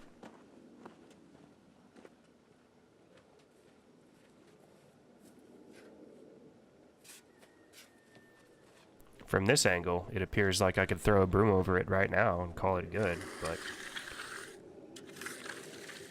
oh no, definitely sounds rocky. That's terrible. Glad I never experienced this rocky, non-creamy surface in the next 3 days after this, after I learned not to have such a wet mix. Speed is 20x. I'm going around the slab trying to bring up cream and doing the fan pattern, trying to flatten it out further.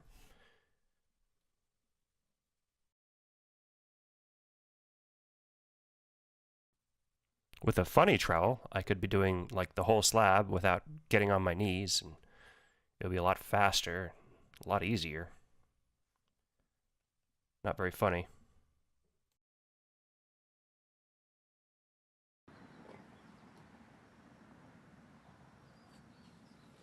Remember, with the mix-on-site concrete trucks, the part that's poured first is also the part that's mixed first. So that's the part that has had the most time to cure.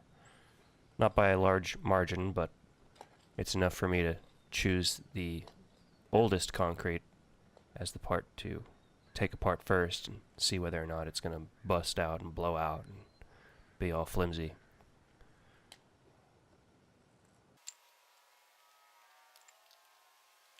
So that area passed the test, and I think maybe I can remove some boards and keep seeing if it's going to blow out.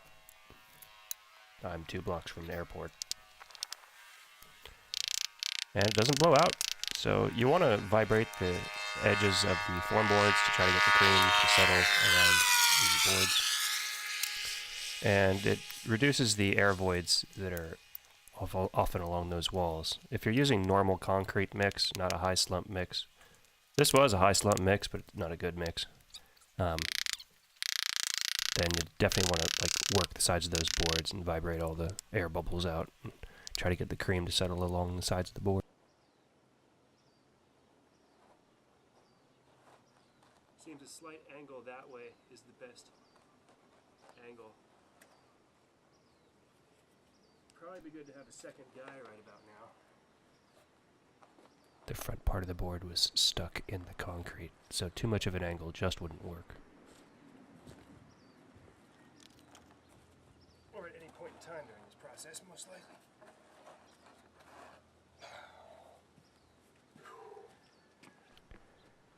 I didn't get much help this day.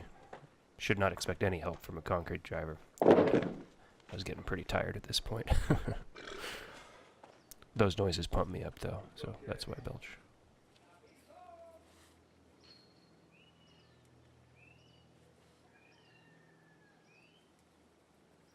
It's in the shade, so you can't see it, but there's a progressively deepening rut alongside that wall in the concrete.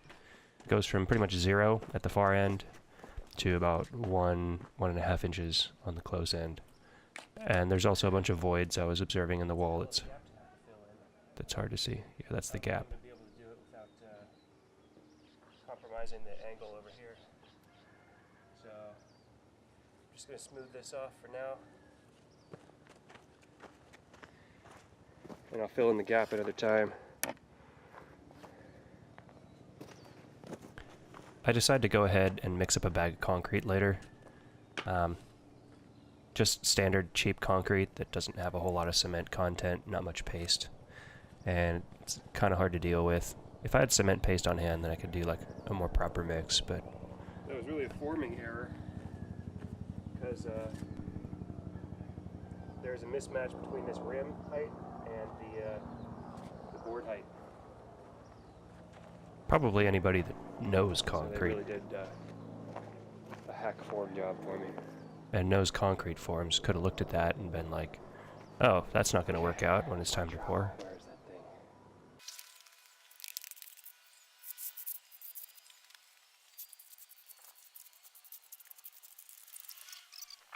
Speed is 10x. I'm trying to use the cream that's there to fill in the gaps that are on the wall, because there's some like voids on the side of the wall that are pretty obvious and ugly. This is how I mix up bags of concrete. It's real easy, it's real fast. I recommend it.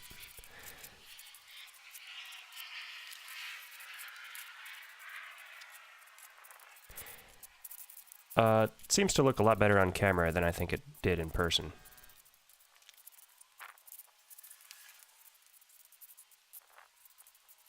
There is a corner trowel that would be real nice to have right about now.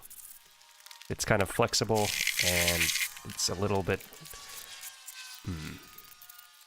more than 90 degrees, but when you put it in the corner, it flexes, kind of conforms to a 90-degree corner while pushing on the cement material. I think it's like $10 for that trowel. Now I'm getting ready to bring up cream to the top and try to put a broom finish on it. Not much cream to work with, though.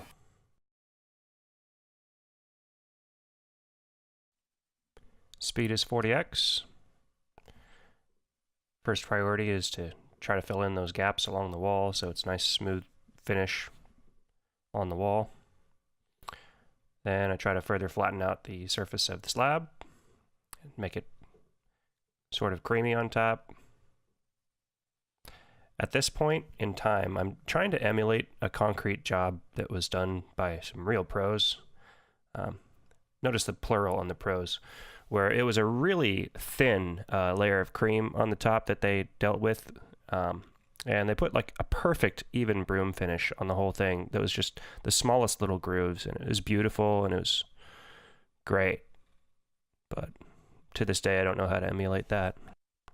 And on this day, I don't care anymore. All I want is just to have a nice thick layer of cream that I can put an acceptable broom finish in it.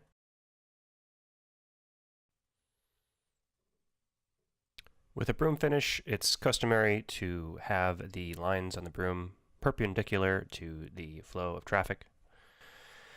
So in this case, that would be from left to right. And so I have to prepare a section of creamy area that is ready for a broom. That is the width of a broom and travels from the left to the right of the slab.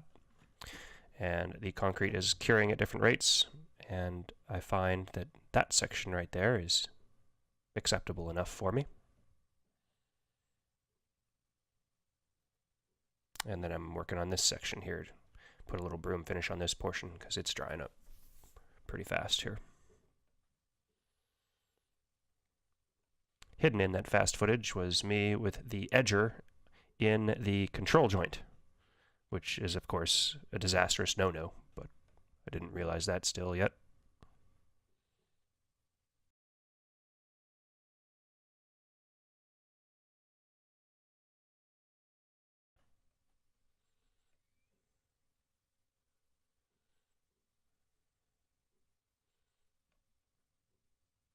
I only have one pool float and one finishing trowel.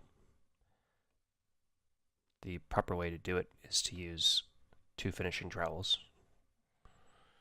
And it's best to have a skinnier finishing trowel. It's easier to put more force on the concrete with a skinnier trowel because you have more leverage.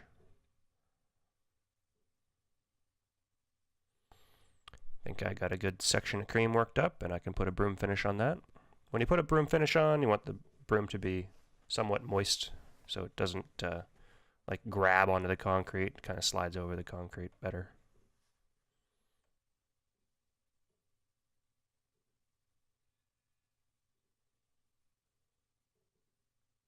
Definitely don't want it to be too moist because, well, it's like throwing water on the slab.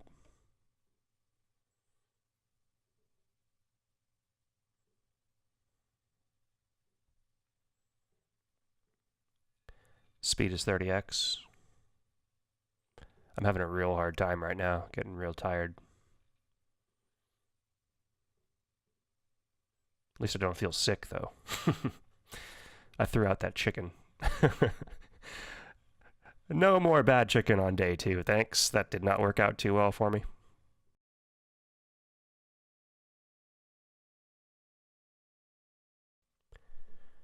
The thin layer of concrete that I was pulling up with the finishing trowels was disappearing so quickly that I had to do a partial broom finish. I couldn't go all the way across, because if I tried to finish all the way across, then it would have dried up top, and I couldn't put the broom finish up the top. By top, I mean your right side. It does slope downward toward me from the wall.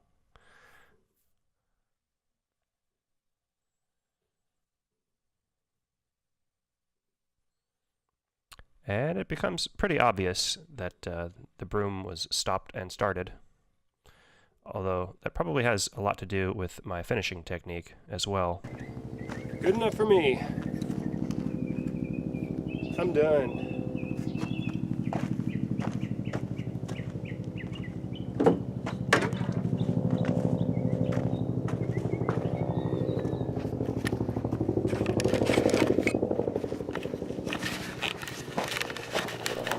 Basically, I was expressing that I was defeated. I had given up.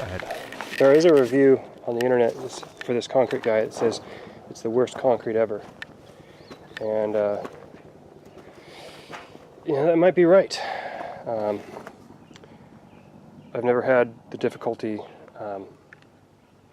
getting paste that I have with this concrete. I've tried a number of different companies, although I haven't been nearly as involved as this time. Clearly there's a number of holes here, and there's a few kind of granule exposed areas. Okay, the granule exposed areas happened because the top was weak and there was coarse aggregate up there that was catching on the trowel. When it's not flat concrete, it's a lot easier for stuff to catch on the trowel. I'd like to say that it's not Robert's fault. It's not like bad concrete. It's just that the mix was wet and I didn't mix up the mix properly after it hit the ground. So it's a tough mix to work with. But anyway, that granularity of the surface can be avoided if you have a nice thick layer of cementitious creamy paste. It is pretty important to have a nice thick layer of paste. Do not overwater your concrete. And do not remove the paste from the top if you have overwatered the concrete. There are quite a number of them, and I didn't fail quite so badly at the control joint, but it's pretty ugly. No question about that. But hey, not too bad for using those edgers for the joint. Some voids at the bottom of that wall, but whatever. Tomorrow he's coming again, and yeah, even with the question about the quality of the concrete, obviously it's not too bad. It does work. It's kind of scary, and it could easily be completely just my lack of talent that makes it seem that way. But I'm gonna do the same guy here because I feel like it would probably look best if all the concrete looked similar to itself here. So the rest, I'm gonna go with a different company. I'm not sure which one, and I might end up spending more money. That was $600 of concrete, $598.20. Remember, California has like amazing taxes. That's that. I'm gonna wait for it to dry, and then I will roll some Ocomp 25 on it, which is a sealing compound. See all those voids in there? That's what happens when you don't jitterbug your mix-on-site concrete. You've got to shake that stuff up. The concrete truck doesn't do it for you. The ready-mix trucks, oh my god, the sidewalls come out so much better with the same amount of lack of work. I didn't do any research to find the best one or anything. I just went into White Cap and picked up something. That's that. Gotta wash off all the tools so they don't get fucked up. And that concludes all the footage from day 2. This bonding adhesive dried really nice and quickly, maybe because of the sun. Over there, maybe because it's drier concrete, and it's taking a lot longer over here. I put plastic at the edges by the form boards, and there's a little gap underneath there that would expose the concrete to air to try to reduce the excessive drying on the edges of the concrete that happened last time. I don't know if it's a good idea still to this day, but it seemed to work. I'm gonna go get some more plastic to protect this slab with, so I can put my tools wherever I want. Yeah, if it wasn't covered, then if I put a dirty tool down, it would put cement paste on the side of the slab. However, there was a pretty major oversight. I thought that I would have the energy to clean up any cement paste that made it onto the other concrete, and I didn't. I didn't feel like it. I felt like gambling on having that cement paste pour over to the old concrete and seeing whether or not it would blend in. Well, it did not blend in. So, between each pour, you should protect the existing concrete from any cement paste that gets on there. You gotta really put plastic down and drape it over the edge and secure it, I guess with maybe nails or something. Or just legitimately clean it after you get cement paste on it. So that's an advantage of having another guy or slower drying concrete. By the way, something happened and I didn't get footage of the pour on the next day. I bought a legit concrete puller thingy for moving the concrete around when it first goes down, and he helped me screed this side of the board because my footprints were kind of messing up the inside when I was stepping in the concrete trying to screed it and having to put extra. It was just taking more time that way, and well, he was in a bit of a hurry. You catch that? I actually screeded the concrete that day. And of course, since I tried something new, I ran into more problems. Since the concrete adjacent to it was still pretty wet and soft, and I didn't protect the concrete adequately from the screed board, and I used a wooden screed board that was all scratchy instead of a legit magnesium screed rod, I scratched up the surface. He said that the hand radius one is worthless because you tend to put a camber on it on the hand ones. I thought I did pretty good on the edges personally, but obviously in the center I did really terrible. Although you're not supposed to use the edgers in the center. Ding, ding, ding! Finally learned that lesson. And I bought a hand joint cutting tool so that I wouldn't have to use. Oh, and also I bought a legitimate magnesium float. Magnesium floats, due to their shape and the softness of magnesium, perhaps, and whatever other properties. This is a little bit drier of a mix. Magnesium floats don't seal in the bleed water as much. So you can use the float and spread the concrete around and flatten it around with a hand tool without changing the orientation of all the aggregate such that the bleed water is trapped in the matrix of well-compacted aggregate. He wants me, for the most part, to stay off this concrete until the bleed water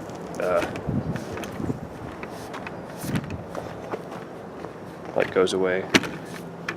Anyway, at least that was my theory about magnesium floats and how they work. The problem with me using this edger is that my hand edgers don't have the same radius. So I'm a little worried, like, if I need to do like hard detail work at the end, I won't be able to. So actually I'm pretty worried about that. I tend to worry. Regardless of not having that capability to correct fine little details with a hand edger that of the same dimensions, the edging did turn out better. Stuff in here. Better this day than previous days. That motion is getting the aggregate off of the adjoining concrete there and out of that little gap.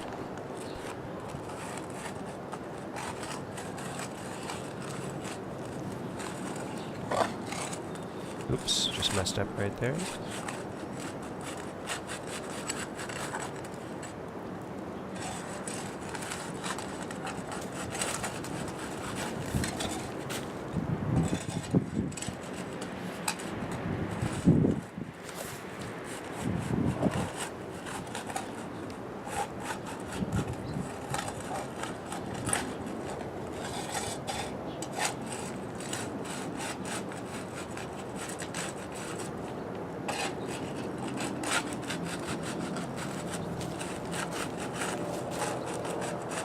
Trying to get the aggregate off the edge.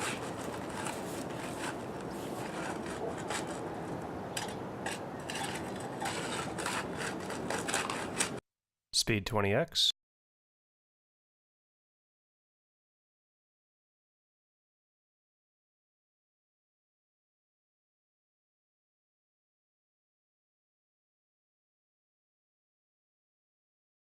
I'm gonna go get a roll of paper towels. Yeah, paper towels aren't going to be adequate for cleaning up all that slurry. It takes more than paper towels. You got to have water and a rag or something.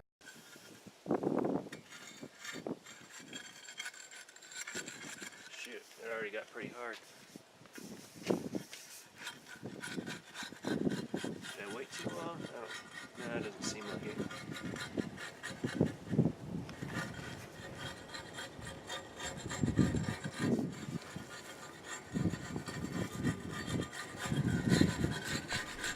The back and forth motion is helpful in Seems I'm not going to have the cream problem that I did last time. displacing the aggregate. Yeah, I'm not doing it too early, so it's not going to be filled with wet cream. And it's not overwatered, so the water isn't going to drip in there excessively. When it's hard like this, it's a lot harder to cut a straight line. And also, like, when the attachment joint is kind of like bent relative to the direction of the groover, it's bad. And then when your groover isn't very long, it's also bad for keeping a straight line. And then when your stick isn't long enough, it's also bad for keeping a straight line.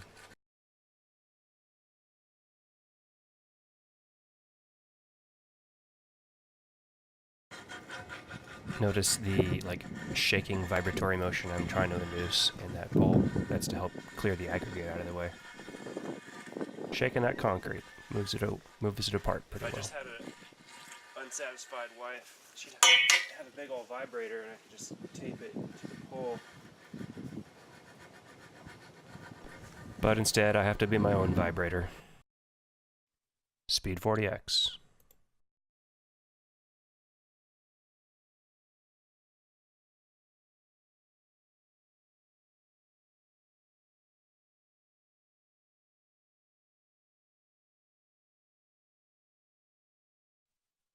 Took a break in footage. Now some of the edges are starting to dry up, so now I'm working it to get some extra cream and bleed water to the top, make it similarly wet to the surroundings. I don't know if that's necessary, but whatever. Kind of looks like it might be time to float this area. Speed 10x. Vibrating it around a bit, try to get a little extra cream up to the top. Try to flatten it out. Oh, it would be nice to have a flat bowl float. Incidentally, that groove in the center isn't cut deep enough.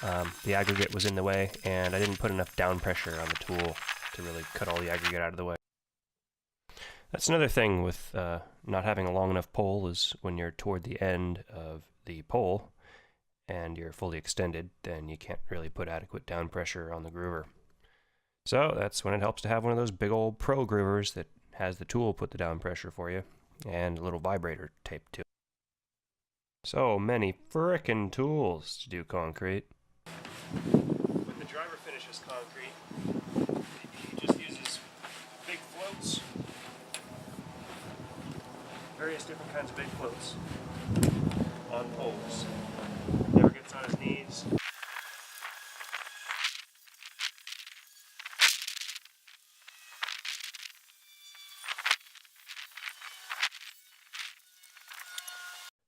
That new mag float I bought, top center, the video, I'm going to use it to try to fill in the dry spots that are appearing along the edges here. See that at the bottom corner?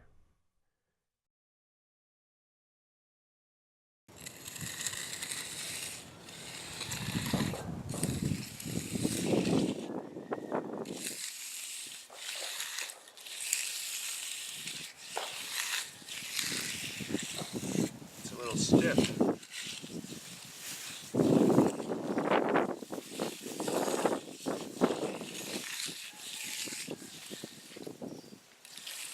Way creamier of a layer than the previous 2 days.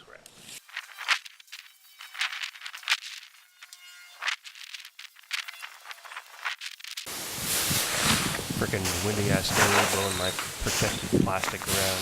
I need that plastic to put so it didn't get, like, cement paste on the rest of the concrete. Kind of silly considering how much I left on the edges. So, looks pretty good, I think. A lot of thicker cream this time. The 20 minutes it took to get from to mix the cement and pour from there to there, you know, mix and screed, and then 20 minutes it took to get from there to there, because we kind of moved in that direction. Made a significant difference in the softness of the concrete, like pretty damn massive. Come finishing time, I mean. So one part was good for the broom and the other part was a bit too soft for that broom. And it was really difficult to even only kick up that amount of granules. Just the hardness of the concrete was so different. And I even, went so far as to bring up the cream over here and work my way back and broom that part, and then wait to broom this part, wait for this one to harden up a bit to broom this part, and still it was pretty interesting. So that's a phenomenon with the mix-on-site concrete trucks that a person could expect. I learned today that when you take the spreader tool, this one, and you pack the concrete down, at first it feels like stiff and hard if it's not too much water, but then as you keep working it in and you work all those rocks in and it becomes a solid mass that doesn't have like a bunch of air bubbles in it, then it functions like it feels like a thick liquid, and you'll see the waves spread throughout. And when that happens, then what you have finally is a solid matrix of concrete. I mean, that's what's strong. And that is the default that comes out of a ready mix truck, the spinning drum type trucks. But with the on-site mix trucks, you got to work it to make it good like that. So as you lay the material down, it's best, I think, to make sure that it's a solid mass. I don't know if you have to do that with the drum trucks, Nope. but you definitely do with the mix on site trucks.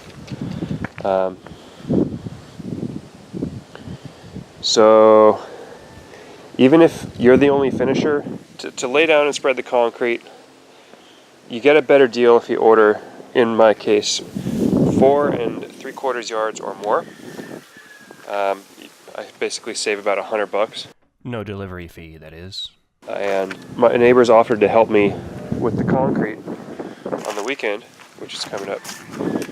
And I need to do this part. And I believe I'll have to pay them $300. But that's basically 3 loads for me, which means $300 extra I would spend on concrete if I tried to do it all myself, not to mention putting up a bunch of different forms. Whereas if I have them help, then I can just put up one form that's large and rebar, flatten it all out and everything. And then I have to do like 1/3 the work for basically the same price of concrete. So I think this marks the end of my by myself concrete driveway effort. You idiot. Haven't you lived long enough to know that nothing goes in your favor? Because I have realized with pretty darn great certainty that I can avoid problems like this, where the cream from an adjacent section, when you're trying to screed, makes its way over to the concrete of another portion. B, damaging the surface with the screed board.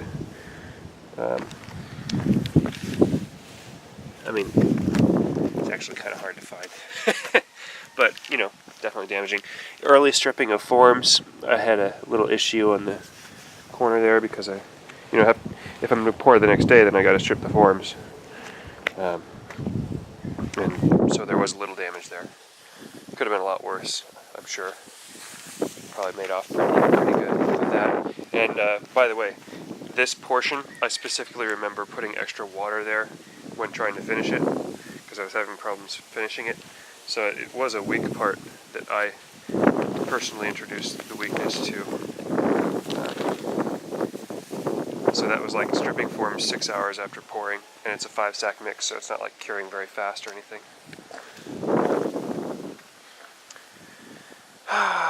Did I learn anything else that was useful? Oh yeah, the concrete truck driver, he does his own concrete. He said that these fiberglass poles are too heavy, and not to mention fiberglass does kind of age in the sun. He said to get aluminum ones. And he said to get aluminum ones that fit snugly.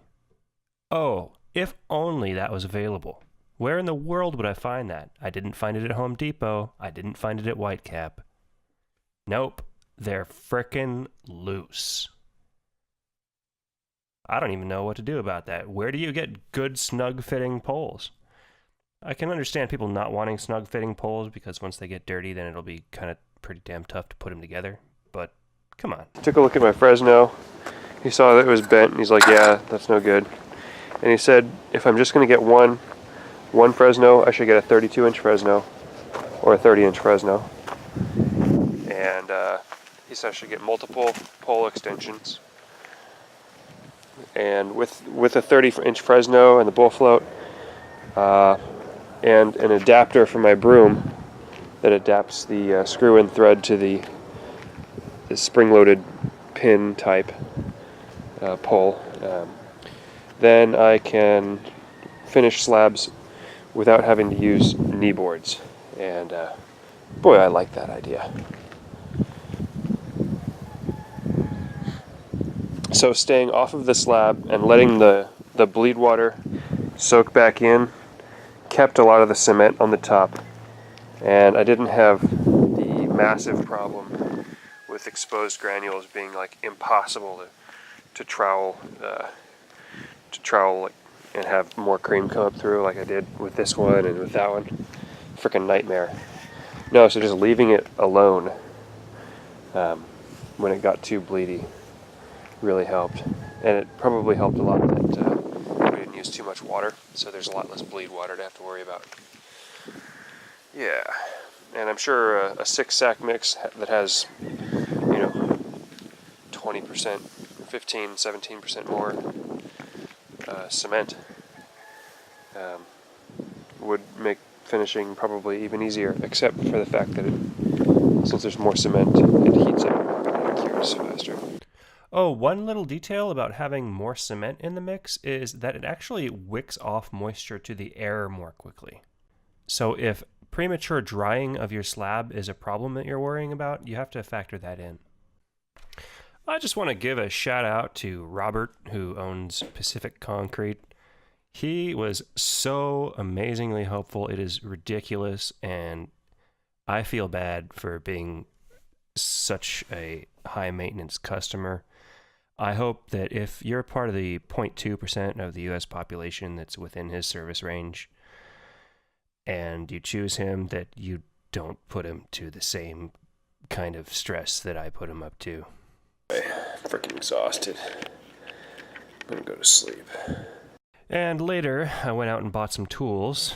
Certainly not a full arsenal of basic concrete tools, but at least a more complete arsenal of basic concrete tools. This bender board, what, a 20-foot long, which is bent. All their shit was bent. This is like $18.80 before tax, so it was over 20 bucks. Okay, this hammer shovel, it's like $900 and something. It is not mine. Someone's nice enough to let me borrow it for like an eternity. It delivers like 8.4 pounds of impact per impact. And for digging through hard dirt, man, this fucking thing is a back saver. God damn.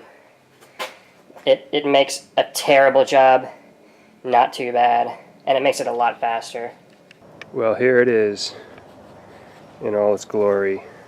Super Stomper. It's a slower tool to use, but I'm pretty sure it's not going to die on me. I built a hand tamper out of half-inch plate because the hand tamper that I had before, the cast iron foot, shattered. Decent. It fricking shattered. And I didn't like hit concrete with it, I hit like a rock that was in the dirt. Flat. Ridiculous. It previously had a wood handle, and that snapped. So I welded another handle onto it, and that's when the foot shattered. Okay, these are the concrete weights. It took 2 hours to make, so my effective wage was about 30 bucks an hour, which is pretty damn good for me. These are Fresno weights. They're usually like $15 or more at the concrete store. Ridiculously expensive. There is a design flaw in these, and that is that that channel that you see on the top, that they're upside down right now. It belongs on the bottom. They're made of stainless steel, and it's a good alloy, but it's really slippery. So they slide on the Fresno a little too much. So these go on the Fresno to weigh them down, and sometimes they're useful. Sometimes you don't want to use them. I picked these all up for $113 after California tax, which is like 8%, I guess, at Whitecap Supply. Home Depot did not have any Fresnos, and so I just left. He warned me that oftentimes the poles don't fit their receptacles, and even though they had both Marshalltown brand and Kraft brand at Whitecap, they both have the same problem, where there's significant looseness. There's like an extra millimeter of space in here, and then combine that with the fact that the pole only inserts this far, and it's freaking loose. Now this attachment, you can screw it to lock it at a certain angle, and you just like screw it harder to lock it harder. So it's nifty. This attachment was on clearance for 14 bucks. What I think I'm going to do is I'm going to take this out, see how far the pole will insert, make a mark on the pole wherever this hole is, and then figure out how much farther to drill a hole down. And that'll make it a little less janky and stupid, fucking retarded.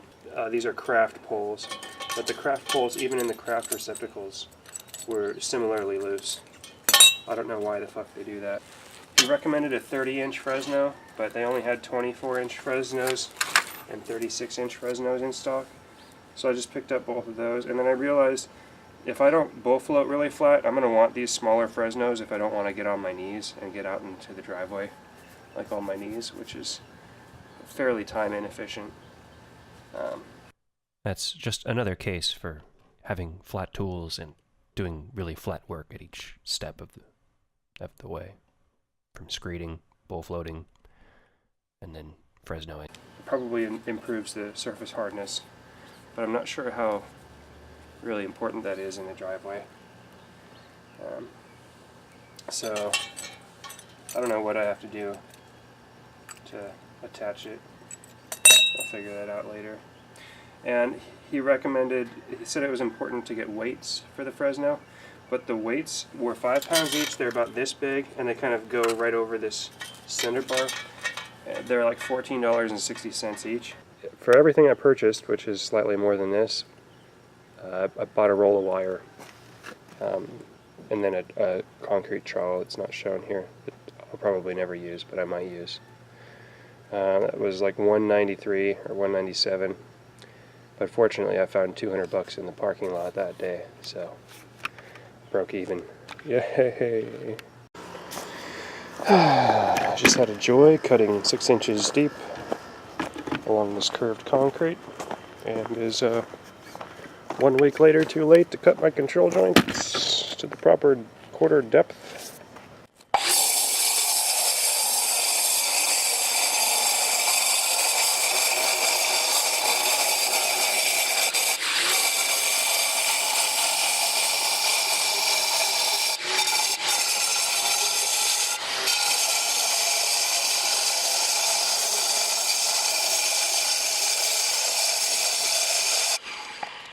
Day 4. Start. Here goes, I'll run it till it dies. And I'm about to lose my ready-mix truck virginity. Apparently, you have to know the symbols for instructing these ready-mix trucks on what to do, and I had no clue. The symbols were actually printed on a sign on this truck. Unfortunately, I didn't get footage of that. I would like to have footage of that for my own sake. I can't seem to find a Google image or whatever showing the default concrete instruction signs. But basically, you better know your signs before the concrete truck arrives. The driver seemed visibly annoyed.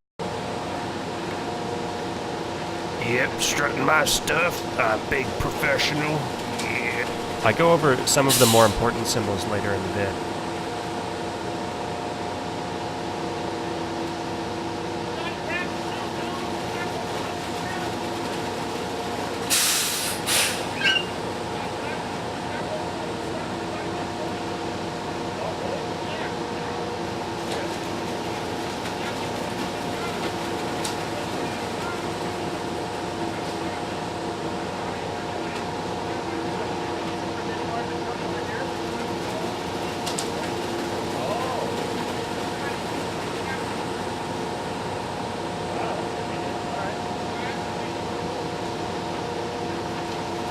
Oh, I've got to give you instructions telling you when to pour, when to move back and forth, and when to start, when to stop, and when to give a little? I had no effing clue. I swear I want it. Grab the chute, you goddamn idiot. This guy is unbelievable.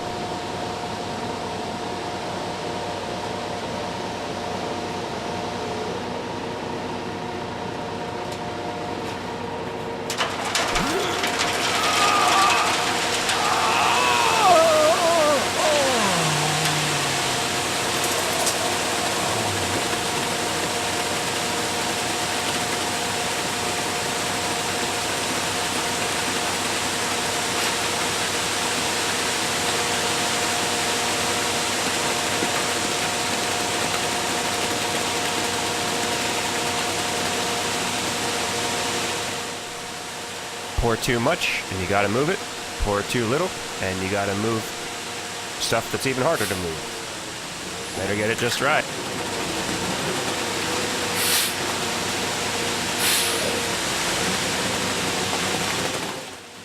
And if you want to get it just right, then you'd better learn the symbols, which I do not know at this point in time. He's just figuring out what I mean.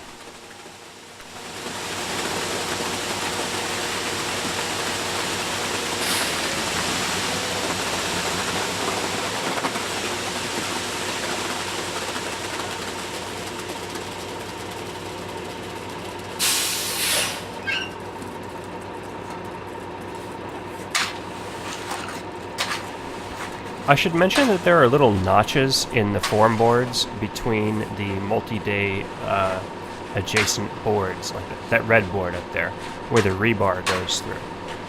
You want the rebar to be continuous between the two slabs if you want them to be physically connected. Boy, it's really nice not worrying about snapping the handle off of your concrete mover.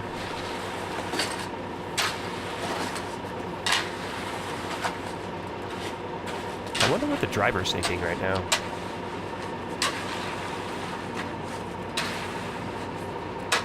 And that lightweight aluminum mover, man, it's so much easier to work with. And if you care what I'm thinking at this point in time, I'm eyeballing the amount of concrete that's there and trying to see if the volume is proper to fill the space up.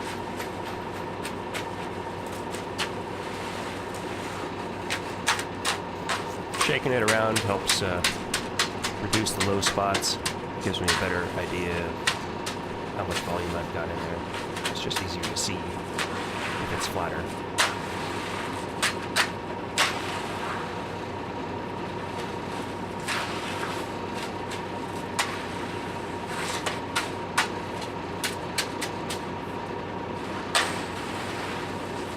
They charge about $1 a minute for standby time. But they give you $5 per yard of complimentary time.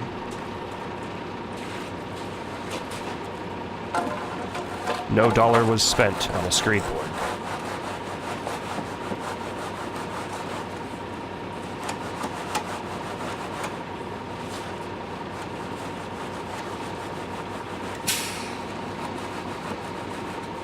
To the front left of the screen, you can see a driveway that's existing. That driveway isn't sloped properly and it's not at the right level. So on that side, on the left side of that driveway, I have to come up a bit in order to get a downslope onto the other side of the driveway, and to keep the other side on the right of the fresh driveway to be the same level as the existing driveway.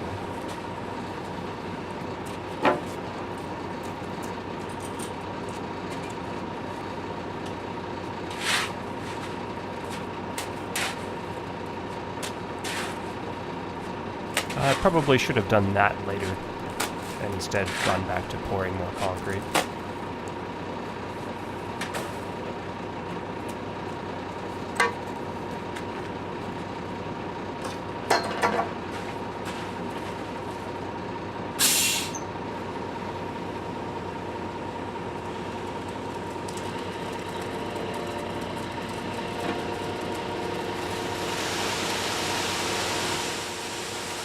So with this camera angle, not only can you not see the symbols that I tell the driver, but you can't see the symbols that are printed on the truck. Sorry about that.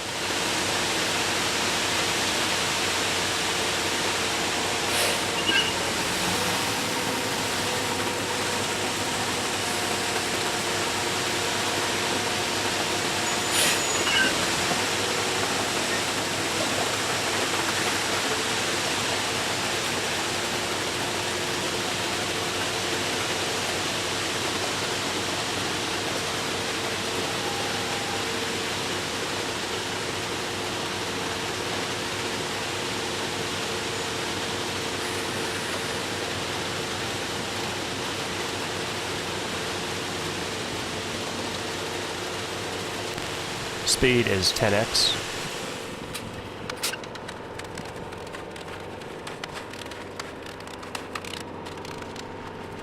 I look like I'm a hard worker right there.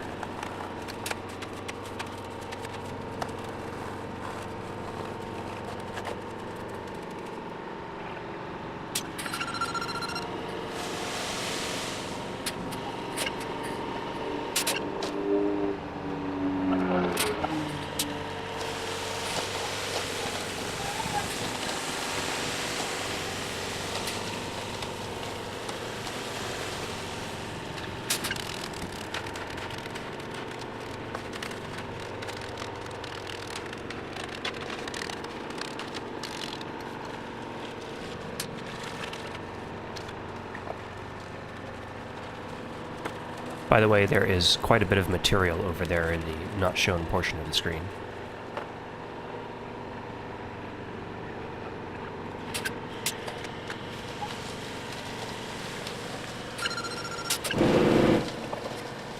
Of all the days, this is the most solo pouring and placing day.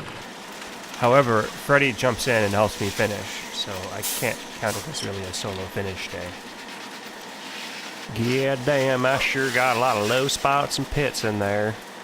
Speaking of pits, there are voids all around the outsides of the forms that should be filled in by vibratory You action. gotta realize this is deep, how deep you got it. You had it only 4 inches, it'd be one thing, but it looks like you got it about 6 to 8 inches right there. Yeah, is that bad? No, that means you can drive a truck on it, but I mean, Yeah. the thing is, you want it like about 4 inches thick unless you plan on driving something heavy on there. I want to be able to get a concrete truck on it someday. Thanks, though. Yeah, having concrete that's too thin and cracks when you put heavy machinery on it or whatever, that just sucks. It's especially problematic in the wintertime when the soil's wet underneath and things can be pretty weak in support of the concrete. I had a neighbor who was trying to tow a bus out of his yard in the wintertime, and he had a big ass like backhoe slash tractor thing, but on rubber wheels, and he was snapping a few like pretty heavy duty chains towing this bus, and he wanted to use my concrete to plant his tractor on, because his tractor was just like sinking into the mud, even though the hard pan's only like 32 inches down. But I was like, yeah, and he cracked that thin ass concrete. I don't want problems like that. I want to be able to drive a freaking concrete truck on driveway. Who wouldn't want that? Probably just somebody with a cookie cutter house.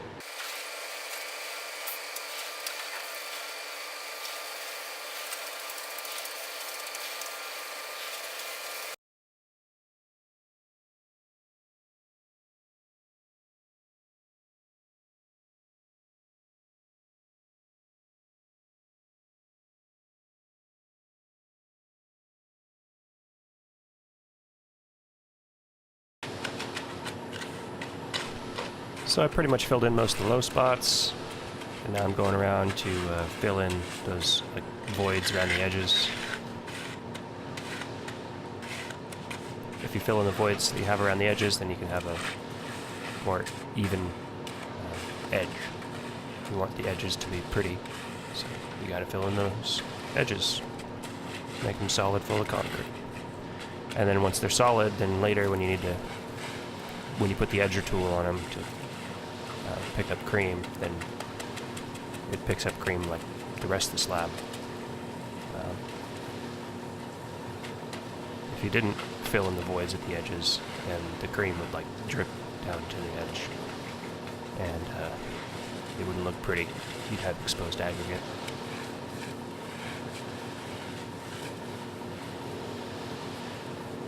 Glad I bought that mag float at this point in time.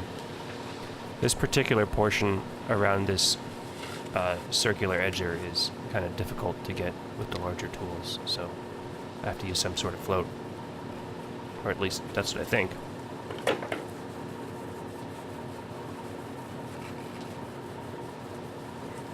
Derby! Derby!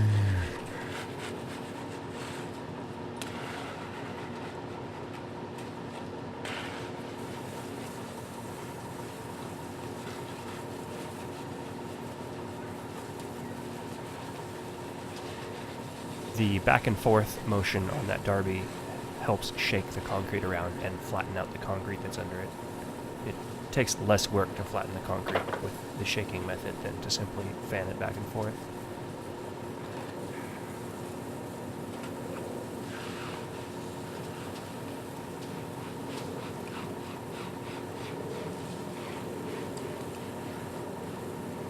Whoops. Got concrete on top of the bowl float. That's going to make the operation of the tool pretty awkward. You got to take a bunch of wrist strength to overcome the uneven force that with that pivot attachment. With the pivot attachment, it puts a force on your wrists, so you have to put twisting force on it. Yeah, twist the rod counterclockwise, and the rear of the bowl float will go downward, and the front will go upward, and then twist it clockwise to make the front of it go downward. So counterclockwise for pushing out, and clockwise for pulling back.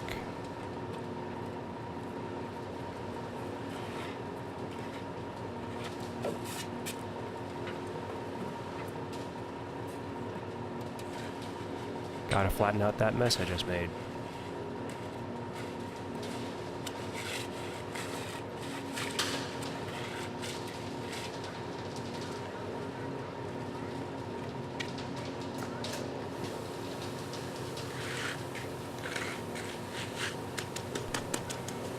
Getting the level line on that brick planter area to the left was fairly difficult.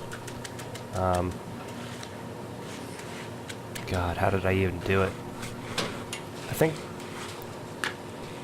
I took a level and I used a long aluminum straight edge, and I put the level on top of the straight edge, and I went across to the brick and I marked my line, and I kept that same slope on the level, and I think I used a few different like long straight pieces of thing to mark my various lines along that planter. The other side of the straight edge would always go to that board that I'm currently like kneeling at, and so that could give me a uniform slope if I connected the dotted lines that I put on the bricks, made a level line to which to screed the concrete to. So yeah, you couldn't see it, but there was like a Sharpie line that I'd marked all across the radius of that brick planter.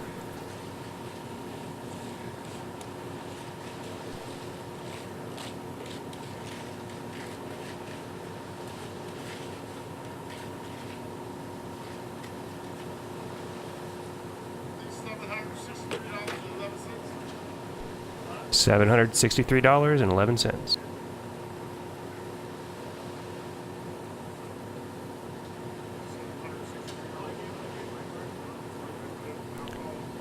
Apparently it's not very common for people to give them the card information over the phone, like before the concrete truck comes out. So he didn't expect that I had already like basically paid.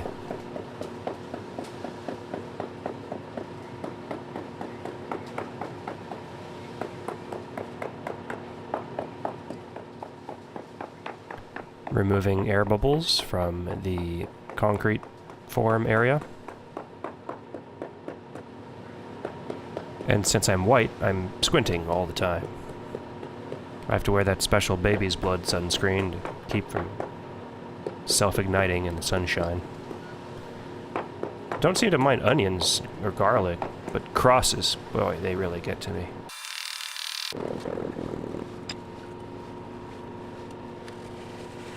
Speed is 10x, and he is spending hella time confirming that I've paid.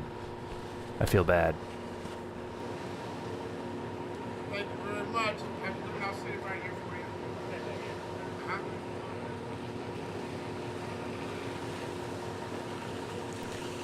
Looks like I could use another pole on there. That stuff is so much creamier than the on-site mixing truck stuff. It is just so much easier to work with this concrete. People say concrete work is hard. Oh, wait till you try working with mix on-site concrete in bulk. Jeez, that's hard. There's a little 4x4 area here that's of a different slope than the rest of the concrete. It is pretty much impossible to see right now, but there is a board in the center. It was kind of a mistake to put it there. And it was definitely a mistake to use like really thin aluminum box beam that ended up getting dented. But anyway, I used a beam to tell myself what level the top of the hump between the two sections was. I don't know if that's wise or not, but it kind of worked. You'll see more of that beam on the day 5 footage.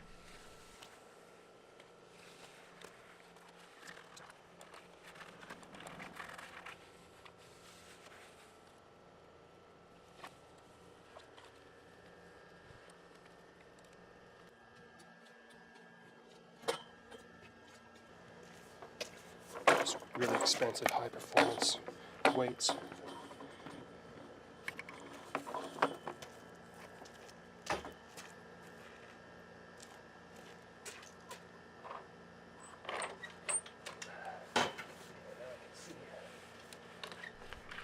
I think I may have decided at that point that it was actually worth it to have concrete splattered on top of the bull float, even though it made me have to constantly like put wrist strain on the tool, because the extra weight helped me flatten out the concrete surface. Long tool is long.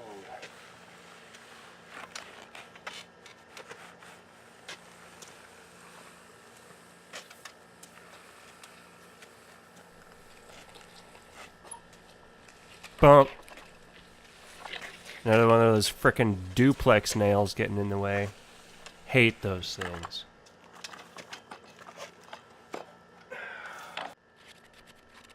Speed 10x.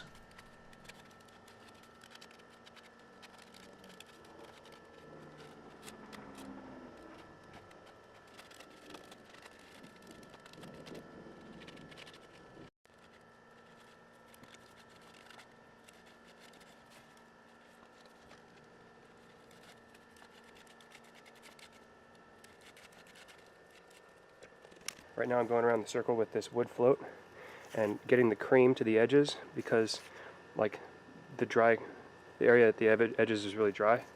So if I pour the cream into it, then I can fill those gaps.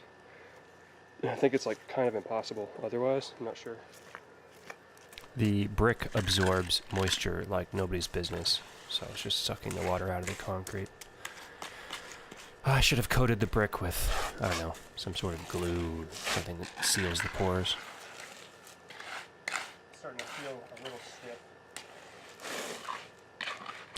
Yeah, that area around the brick was pretty problematic. I kept having to hit it with a trowel to bring up cream to keep it from getting like disastrously dry. And so a lot of labor was devoted just to that section. Because I didn't seal the brick, and so the concrete dried out really fast over I there. have a bulge along here. I want the bulge to be almost completely over there, but I do realize that if I'm going to have a gradual surface, then I'm going to have a bulge over here too. Because right now the slab is tilted this way, and I want the water to run that way instead, so I have to have a completely different angle on this slab. Yeah, my existing driveway is tilted the exact opposite way that it should be. It's pretty silly.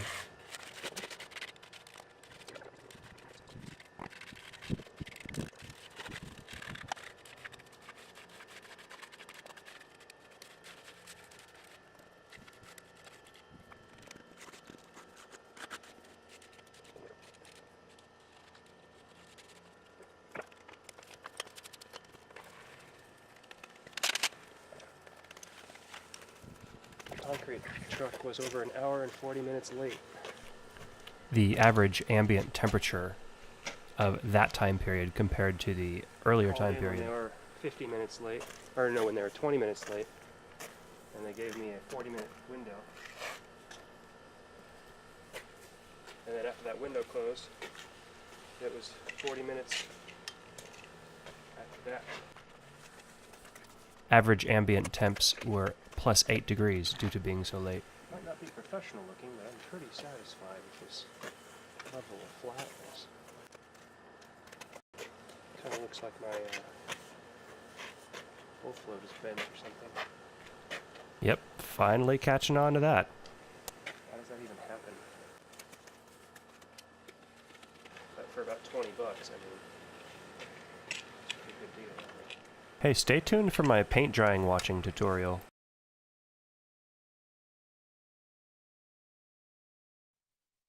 Speed 20x.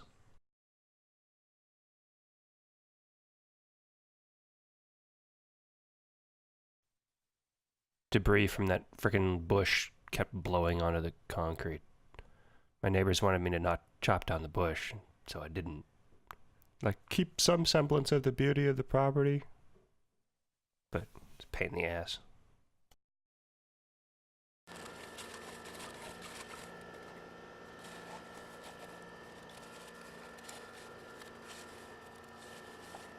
Bro, I am edging hard right now.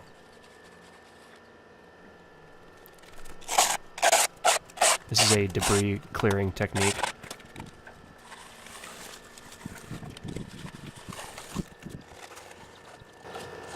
This form board is frayed.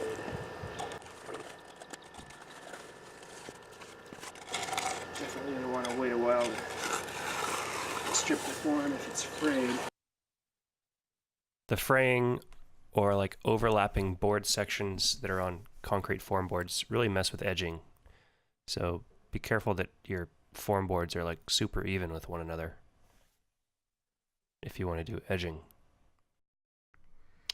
But, you know, when you're using free lumber, and free rebar, by the way, I never mentioned that, then your choices are limited. Speed 40x, by the way.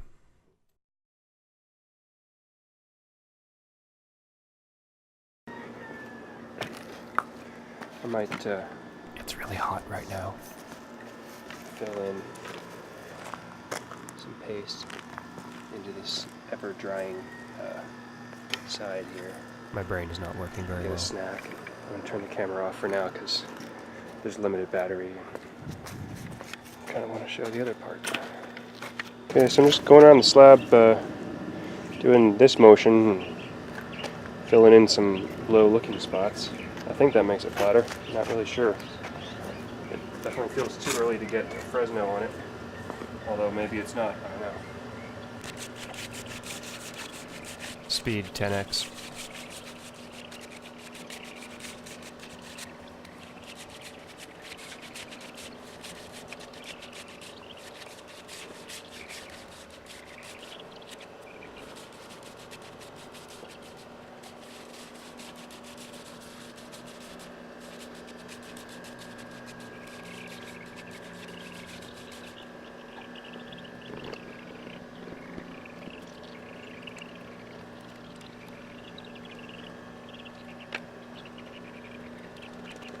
Guess I'll just wait a little longer. There's still a little water in these control joints, especially this one. And last time I hit a control joint with a lot of water in it, really messed it up. So, I'm pretty hesitant to try to clean that up right now. But this one maybe looks okay.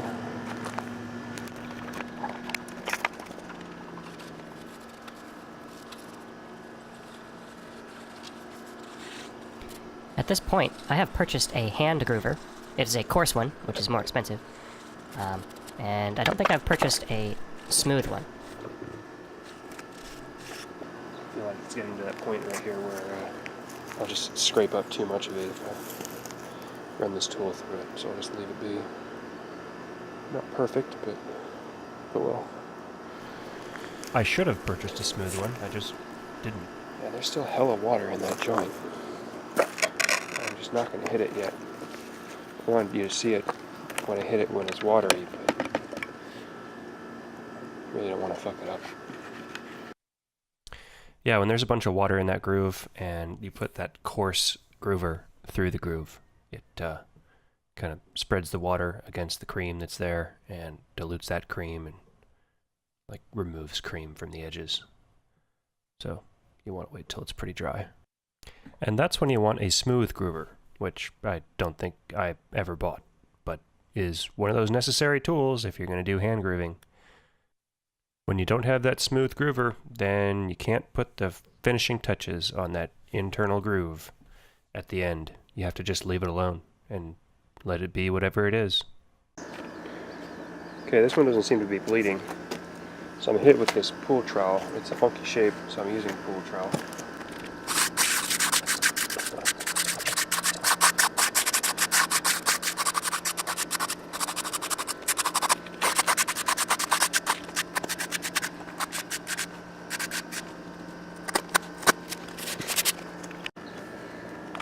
Okay, this area is drying up pretty fast. It's about half as thick as the rest. And I think I can get it finished now. It's half as thick because I want to put the underground electrical underneath there later, and I'm going to have to cut it open to make it happen. Okay, it's my first time using a legit Fresno here. It's got this weird handle. I spin it to like tighten it, and then it locks it. That is a Marshalltown brand 16-MR tool. Mini Rock-It angle tool, 1 3/8 inches. Shaft diameter compatible.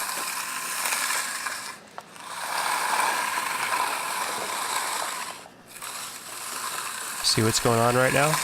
I don't have super flat concrete.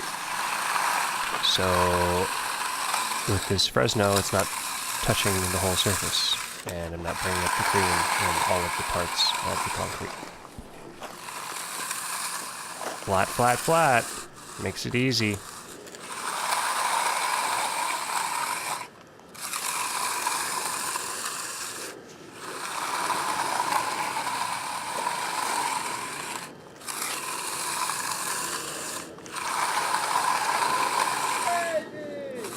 Freddie!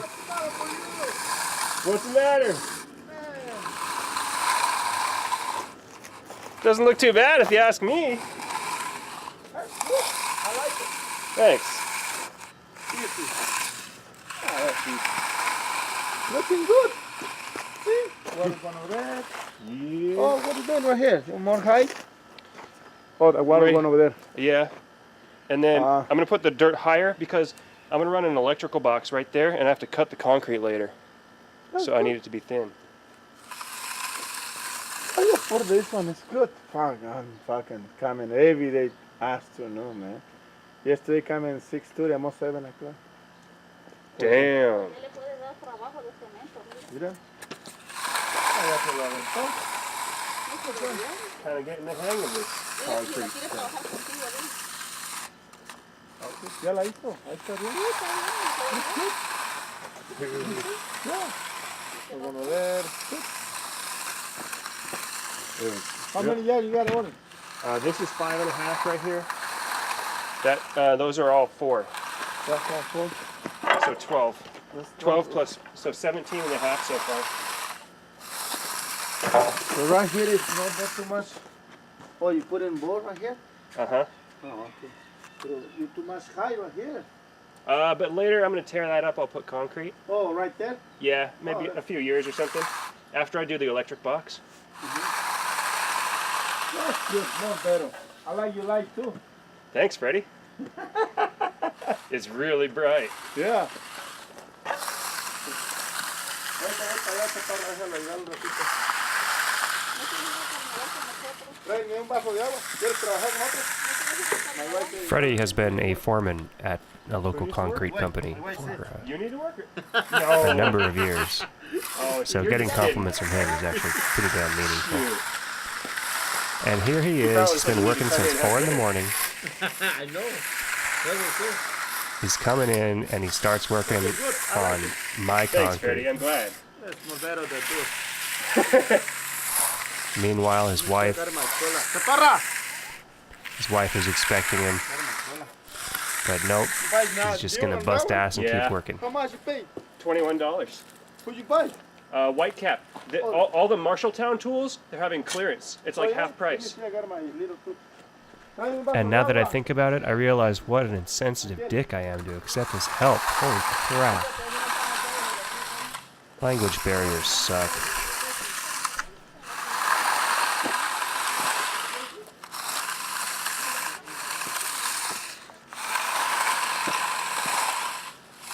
If my concrete was actually like flat, weights on this thing.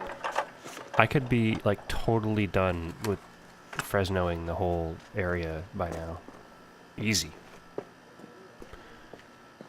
But one thing that could make up for the lack of flatness is a little bit of extra retardant and a bit of extra cement paste. Or cement, This stainless steel a higher bases, sack rating. too slippery. Not a good idea. Probably not a good idea. So maybe 7 sack concrete or something would make a significant difference. Oh, that's heavy. Those weights are 7 pounds. The standard weights are 5 pounds. Hopefully you can get a sense for how long it can take.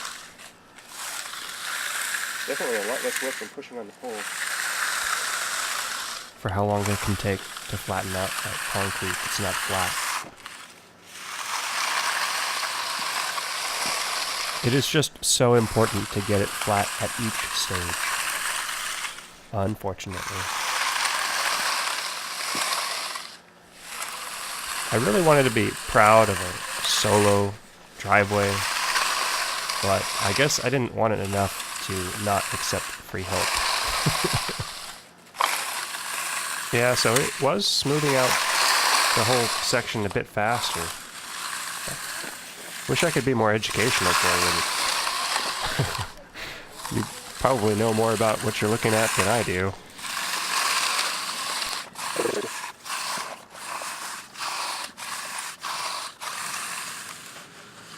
Guess I had the little trouble spots with the... Wait, Nicole, good. Yeah, Oh, she man. thinks it looks good, but she Okay, thought the look bad concrete looked good I'm too. looking over there. Oh, that's good, buddy. It's 100% more better to the before. Yeah, she thinks it looks good because she can park on it. I feel like I'm cheating having you help. Only you work in my chair right here? Uh-huh. What's the matter, your friends? Yeah, the neighbor's working. Huh? The neighbor's working during the week, Yeah. and then he didn't call me back recently, so I just gave up on him. Where is my... Frickin' language barrier. Probably a quarter of the information got With your across. friends, no more help you? He's busy, he's got family and everything.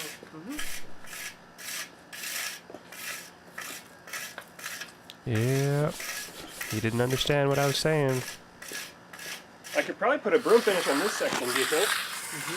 Okay. But seeing as he's been a concrete foreman for 9 years, he at least knows all the concrete terms in English.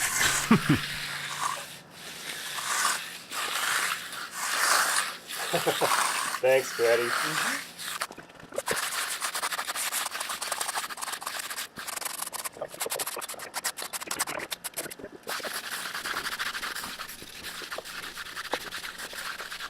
By the way, not only is he legal, but it is my opinion that he is an asset to society.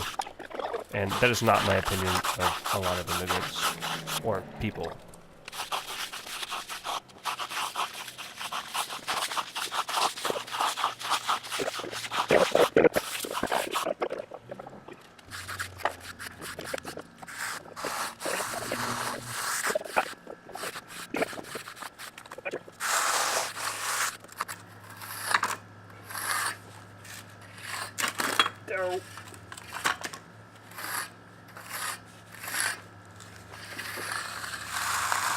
Oops, looks like I didn't notice that I didn't put the weight on properly.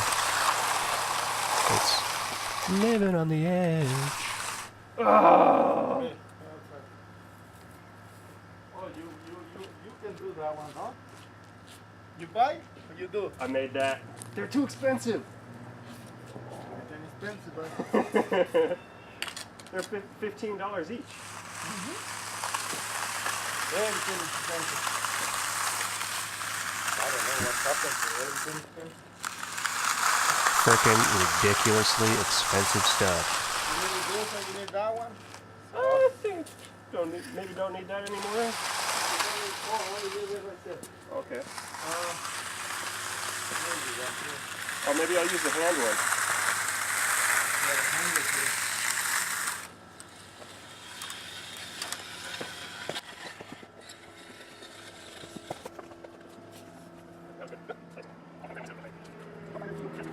I only sped this part up by 3.5 times because, well, you got a professional working here. And this is the only time you'll see a professional working in my videos.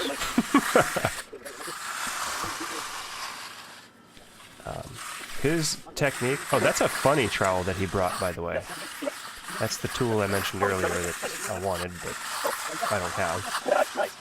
And the way he used that tool, I was struggling to get some of these low spots, and he just comes in here and busts out the funny trowel with his technique. Whatever that is, I don't really understand what it is. And he flattens it real good. He flattens it out like 4 times as fast as me or something. It really made me feel pretty silly when I saw him just like swing on in and funny trowel that material so quickly, make it flat and ready to go. Bring up all that cream. So obviously, still have a lot to learn about doing a proper calf. Wish I could give you better instruction, but nope.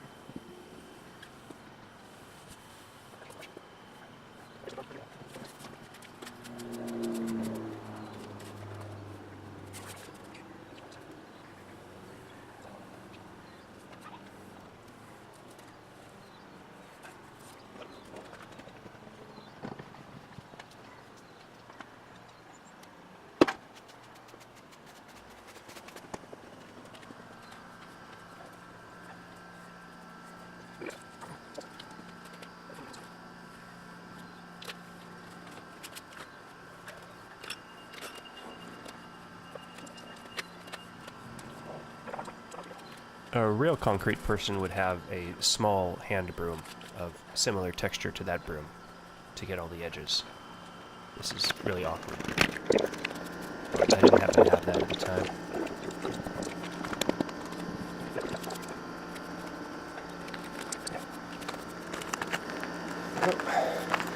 I'm gonna clean my shit up and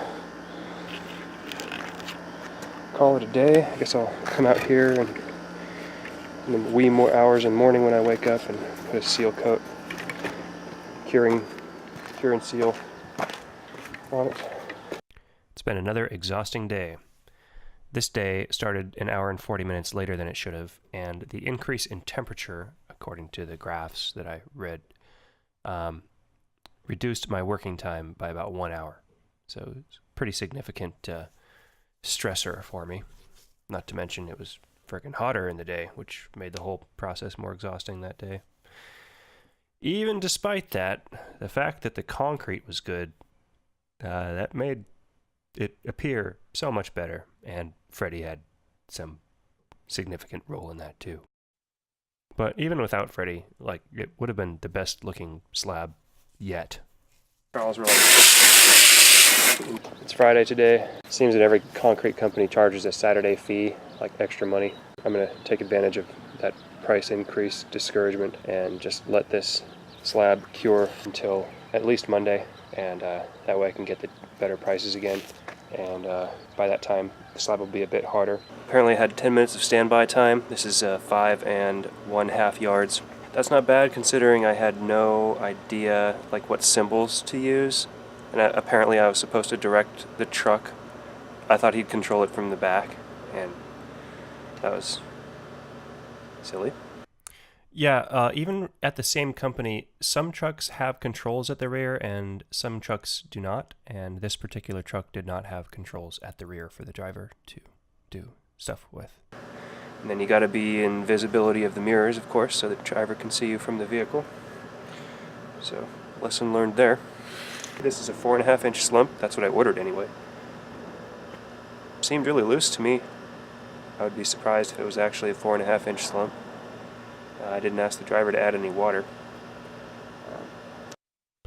The slump rating of a concrete mixture is basically they stick a bunch of concrete into a cone, and then they slam the cone upside down onto the ground, and they lift the cone up, and they see how much the mixture of concrete drops.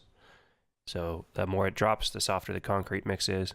Generally a 4 or 4.5 inch slump for a standard no mixture concrete mix, like no admixtures, represents a pretty good water to cement ratio. So it's kind of preferably to use a lower slump number. So the slump is the measure for how much that cone of concrete slumps or drops.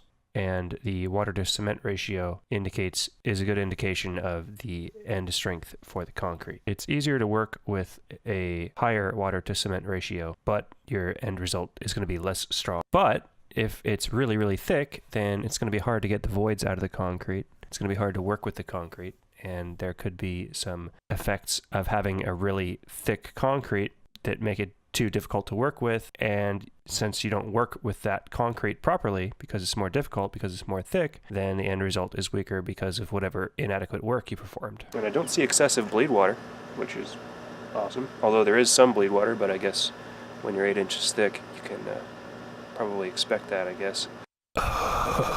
Beavis, I'm 8 inches thick, and I can expect a lot. Ha ha ha ha. Not sure. But holy shit. It was so much easier to place this concrete than the mix on site truck. It's like, I'd say placing the concrete is easily half of the labor or less than the mix on site concrete truck that I used. It is above 40 degrees Fahrenheit. So, and this is pretty hard. I just swept off all the extra granules and crap off the top. Helps if you have a stiff bristle brush that you go in the direction of the broom finish. But the best way to remove loose granules from the surface is to use a blower. I didn't have a blower at the time. Or else it'll show scratch marks when the larger granules scrape across the fairly soft broom ridges. The areas where the Fresno didn't hit at the end are a lighter color than the rest. And I'm sure there's other reasons for the lighter color, but in various places. And the Fresno didn't hit there because I put a bit of an angle on the corner tool, edger tool. I did that because I didn't screed it quite perfectly. It was not perfectly flat. It was not perfectly flat before I put the edger tool on it. And yeah. So just getting it flat at the very beginning. If you want it to look perfect, you got to do that. And then this is probably the worst area for showing where my joint or groover tool went through. It ended up getting too hard before putting the cream over into the ridge here. Really should have done the grooving later to avoid such an extraordinary indentation. Oh, and not to mention, I should have had those expensive professional groover tools. Yeah, grooving sucks. I say cut. Over here, managed to fill it in somehow. I think that's because over here, I didn't put the cream into the hole. I was too cautious because I was too scared about getting moisture into the crack. Just another symptom of going too early is that there's significant bleed water coming out of here, having to worry about that. So if I'd done later, then A, I wouldn't have quite the indentation to fill, and B, I wouldn't have to worry about all that water going in there. But apparently I didn't have to worry quite so much. Yeah, the Pro Groovers are a lot wider, so they spread the mass over a lot wider area of concrete, so it does less of an indentation. This control joint does not look very even, but it does look better than that. So the joint itself being a little bit ugly due to having to work some cream over it to make it look okay is better than being too concerned about how the groove itself looks and avoiding putting cream in the crack because of it. So I suppose if you have to go early, if you have to like prematurely put your control joint, then at least with this amount of bleed water, it would have been better filled in the area with the cream and not worried about getting a little extra bleed water and crap in there. But anyway, I definitely should have hit it later to avoid this indentation, and really I should have a better tool for cutting the control joints. But, you know how that goes. That's freaking expensive. Just not going to do that. Okay, I'm rolling on the seal coat. If I had a really good sprayer, then it would be better to spray, but the Home Depot sprayers like suck ass with this stuff. Not to mention you clog them up. I ruined mine with this stuff. When you roll on the seal coat, there's got a bunch of granules inside the roller, and you're gonna have to periodically like wipe off the roller of the granules. This is not wiping off, this is the end. I'm just showing off how much I like this hose nozzle. It spins around the roller really fast and leaves it nice and decent. That concludes day 4 of concrete and day 2 of video editing. Is my wife waiting for me on the other side of the door? Oh my god, there she is. Freaking cat. It's not even my cat. What do you think? Is that too big? You want it a lot more softer? We can try it first. We'll see how it goes. Well, he thinks it's too thick, so he mixes in water anyway. It comes out just fine, it's not runny or wet. That's the backup symbol. Stop backing up symbol. Release the chute lock. Start rolling the concrete. This symbol is the farmer blow.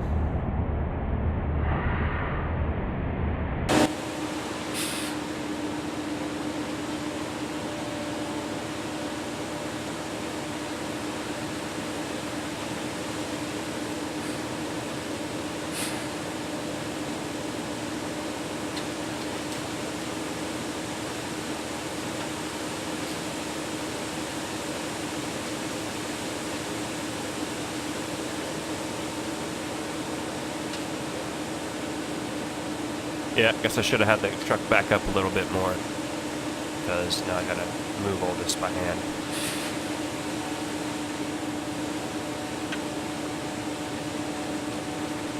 It's heavy stuff. It's pretty thick, so hard to move. And moving it one-handed, not too easy for me.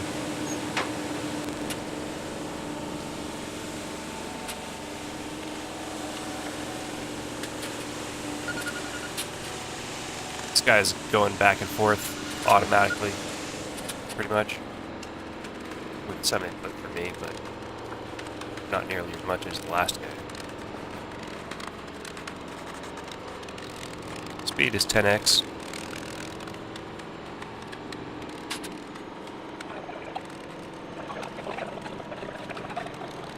Yep, this guy's compassionate, he's sociable, and he just couldn't stand to see me working there by myself.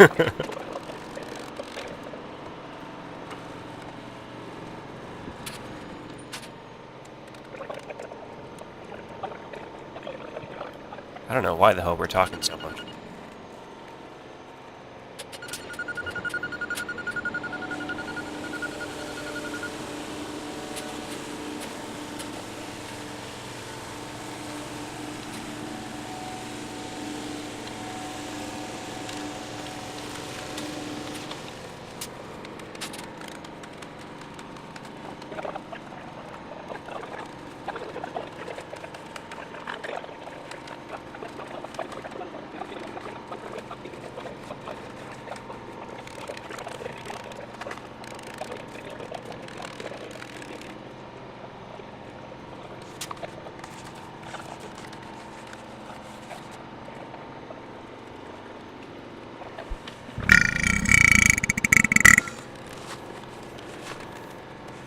You know, ABC Ready Mix, if you don't need a special concrete mix, and you don't need the truck to be on time, like guaranteed to be on time, then gotta recommend ABC. It's pretty damn good, and good prices.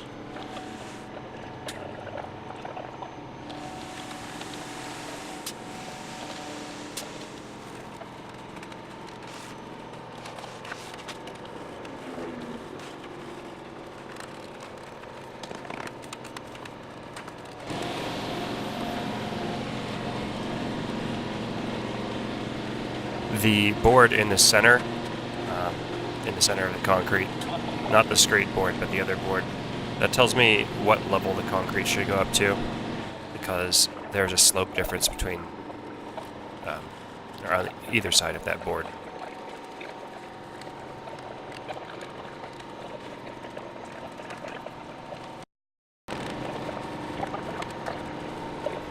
See how that screed board doesn't go quite all the way across right there? Well, that was a bit awkward, but I didn't want to spend anything on that screed board.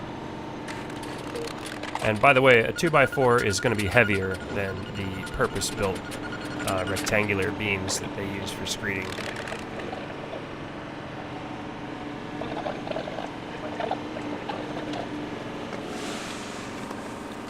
But wait, there's more.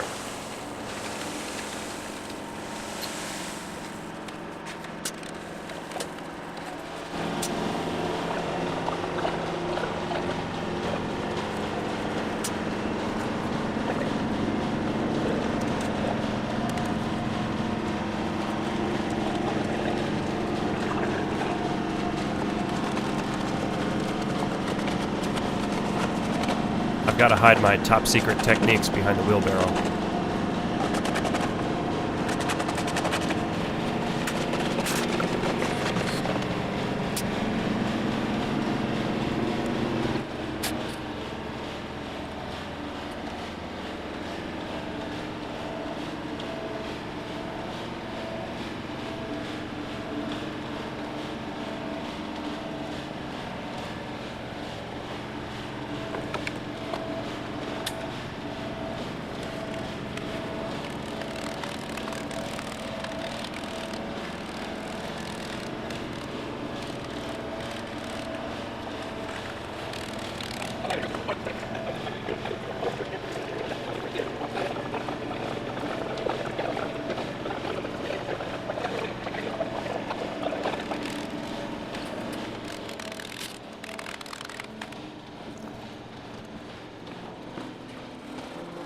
Clearly there's a shortage of material by me.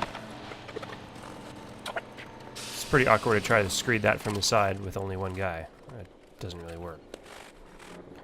It kind of works though, in that it gives me an idea of where some of it should be level 2.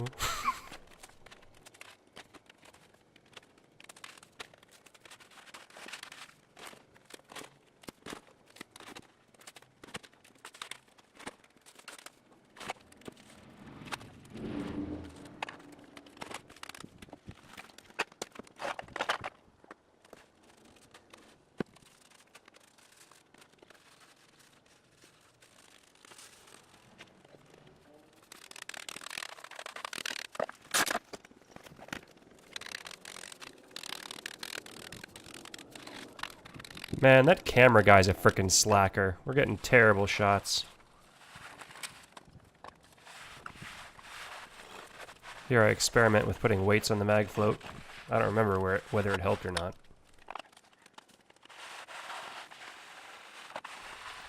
Well, it looks like it did, because I added more.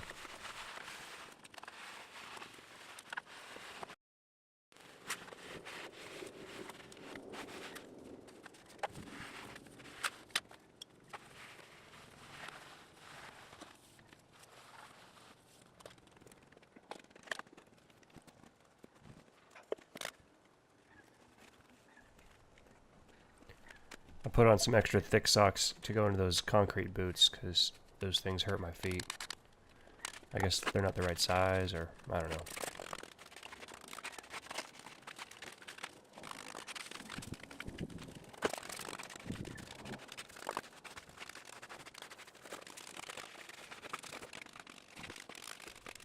I gotta take the voids out of the edges, but I don't want to splash it with a big ol' massive trowel, because then it would get concrete stuff on the other concrete, make a mess.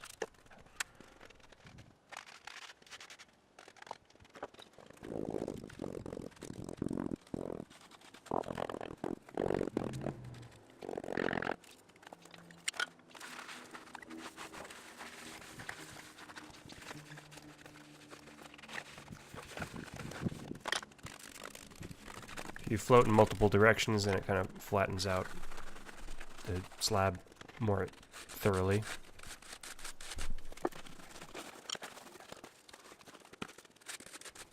Yeah, there was too much concrete on there.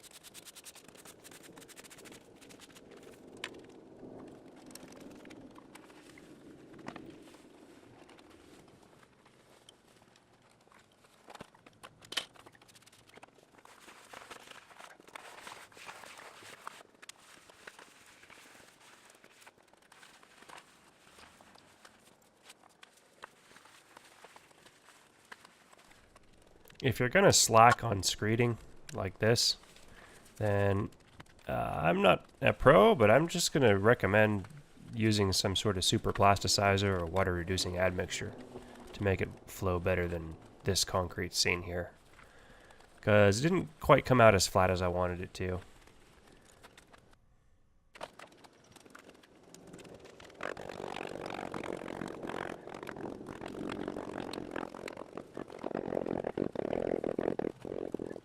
That sound is actually flatulence.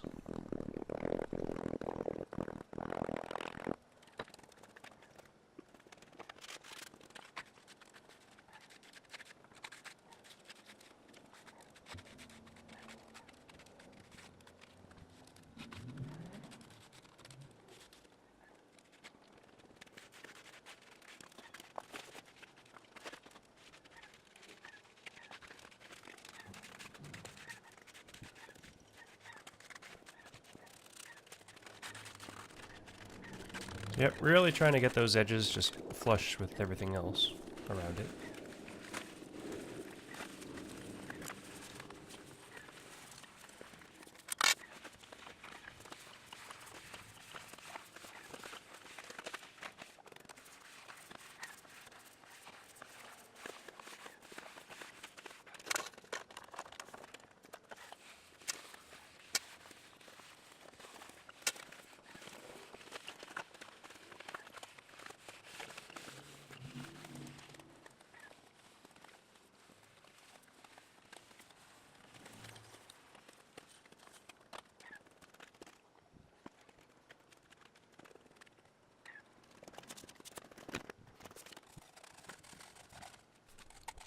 Using like a shaky vibratory technique with the edger. Cleaning off the excess crap that's on the side of the forms, because it tends to get in that little crevice I'm creating. Why is everybody so frickin' talkative today?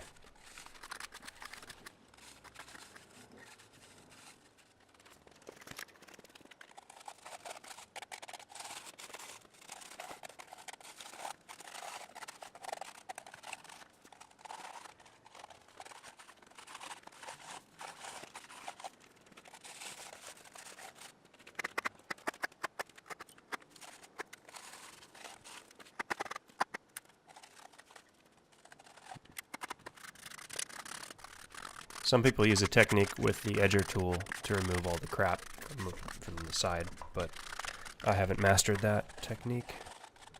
Haven't mastered any concrete technique.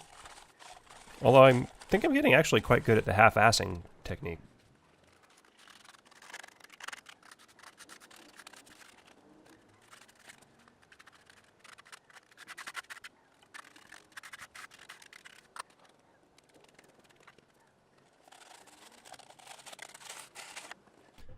See that really sharp corner I'm approaching, trying to edge?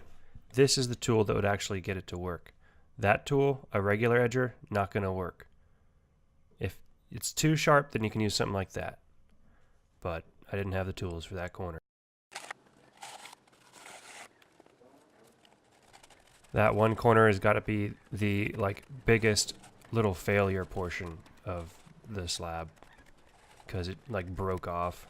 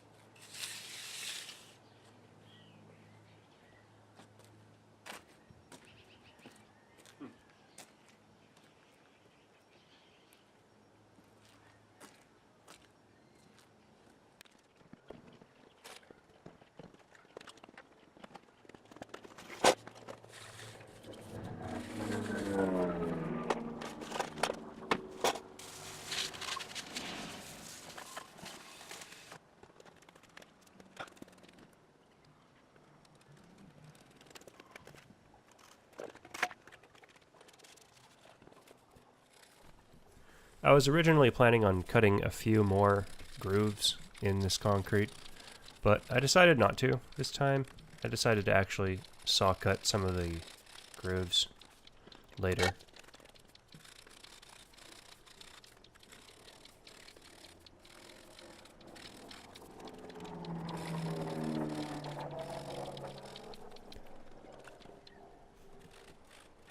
The crete was hardening up a bit, and I didn't want to take any super stressful misery gambles.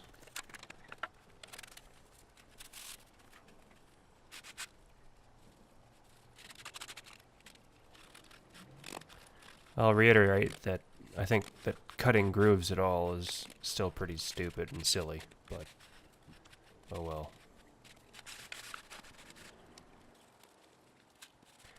Yeah, the concrete is hard enough that I'm taking those aggregate chunks that come out and just throwing them away.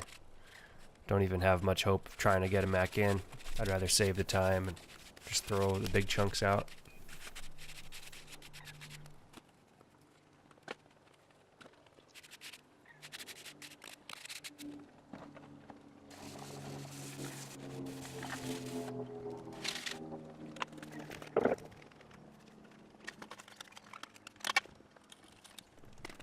Speaking of aggregate, there's coarse aggregate, there's round aggregate, and then there's like pea gravel aggregate.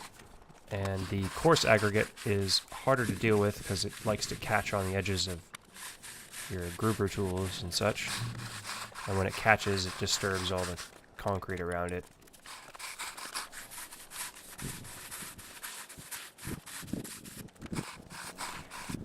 Working up some cream, flattening it out real good.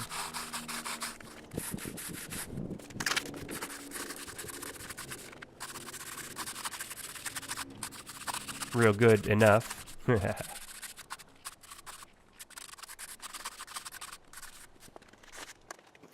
I'll let that sit for a bit and then I'll put a broom on it. I'll go to this next thin section.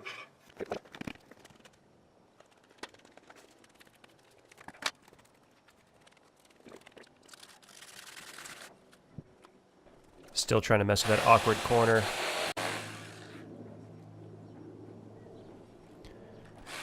I'm trying to remove part of the form so that I have better access to the concrete. Quite a bit of time was wasted trying to get that corner proper, ultimately failing. Just not having the right tools or the knowledge.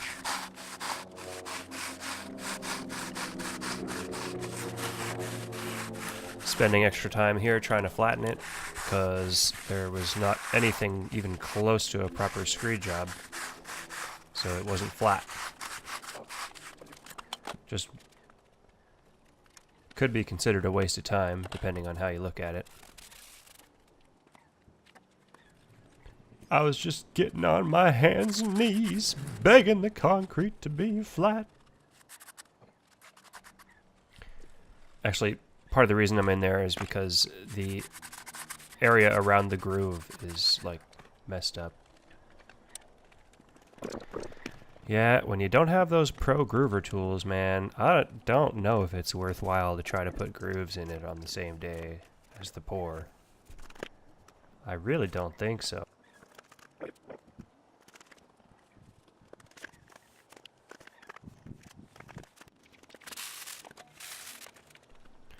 So you might be wondering, why am I choosing the afternoons to do concrete in the summertime?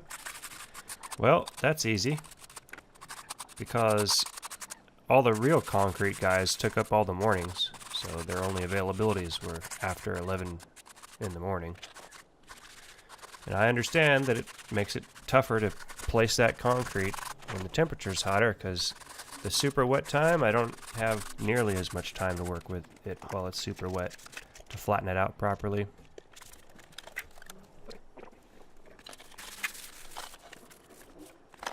But this is nothing compared to what they have to do in Phoenix, Arizona.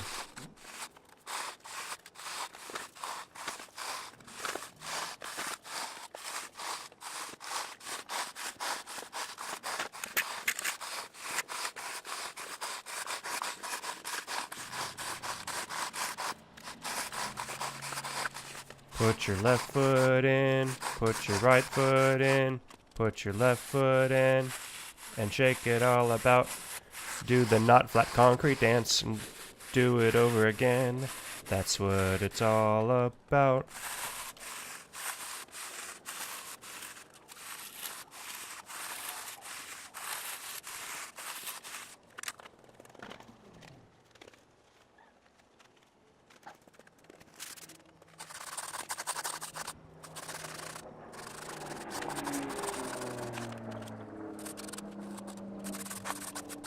All this work because it's not flat.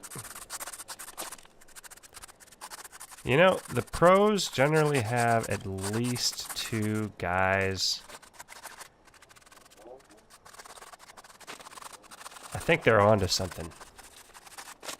I think they might be onto the idea that you gotta have 2 guys to do a flat screed. And that a flat screed is worth getting 2 guys. But I don't know that for sure. Just guessing.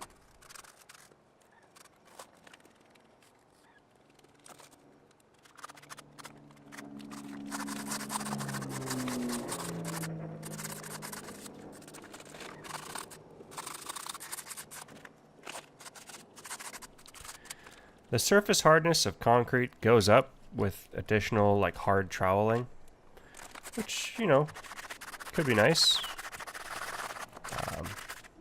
How important is it? I have no idea. I do the hard troweling to try to get it flat, to try to bring up cream for the most part.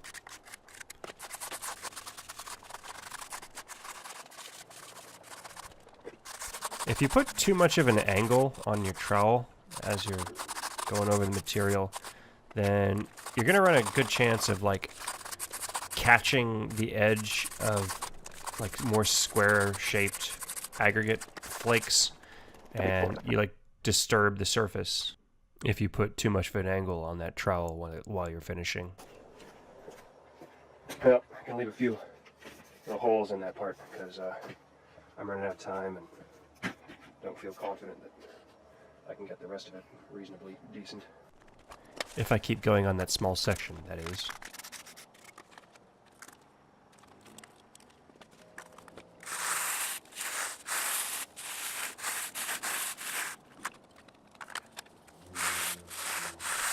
Man, look at how hard and not flat that is.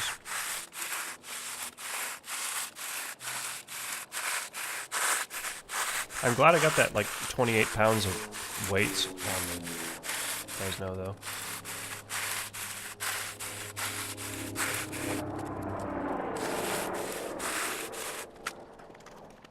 Sure makes it a nerve-wracking experience because that adjustable angle adapter thing can bust out like it did on day 4.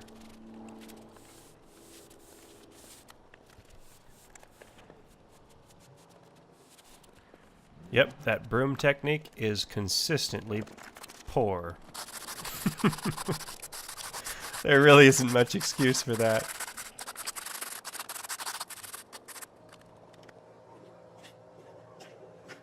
Here comes a cardinal sin. I'm gonna put some water on it. Let that water soak in and then work it.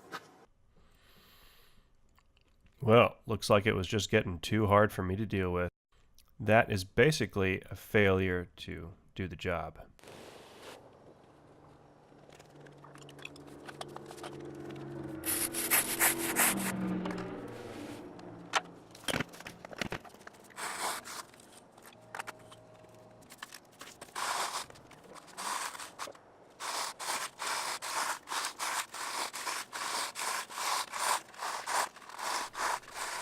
There's no question it made it easier to work with.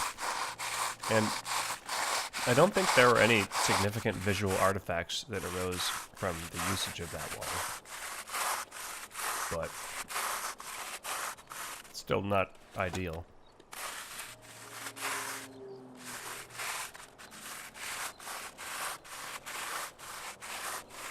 I mean, the surface, it's been a year. The surface is hard enough that, like, there's a piece of aggregate rock that made itself onto the top of the concrete just driving around in the dirt, and like it didn't damage the surface being driven over or something by a car. That is the camera dying. The camera ran out of battery.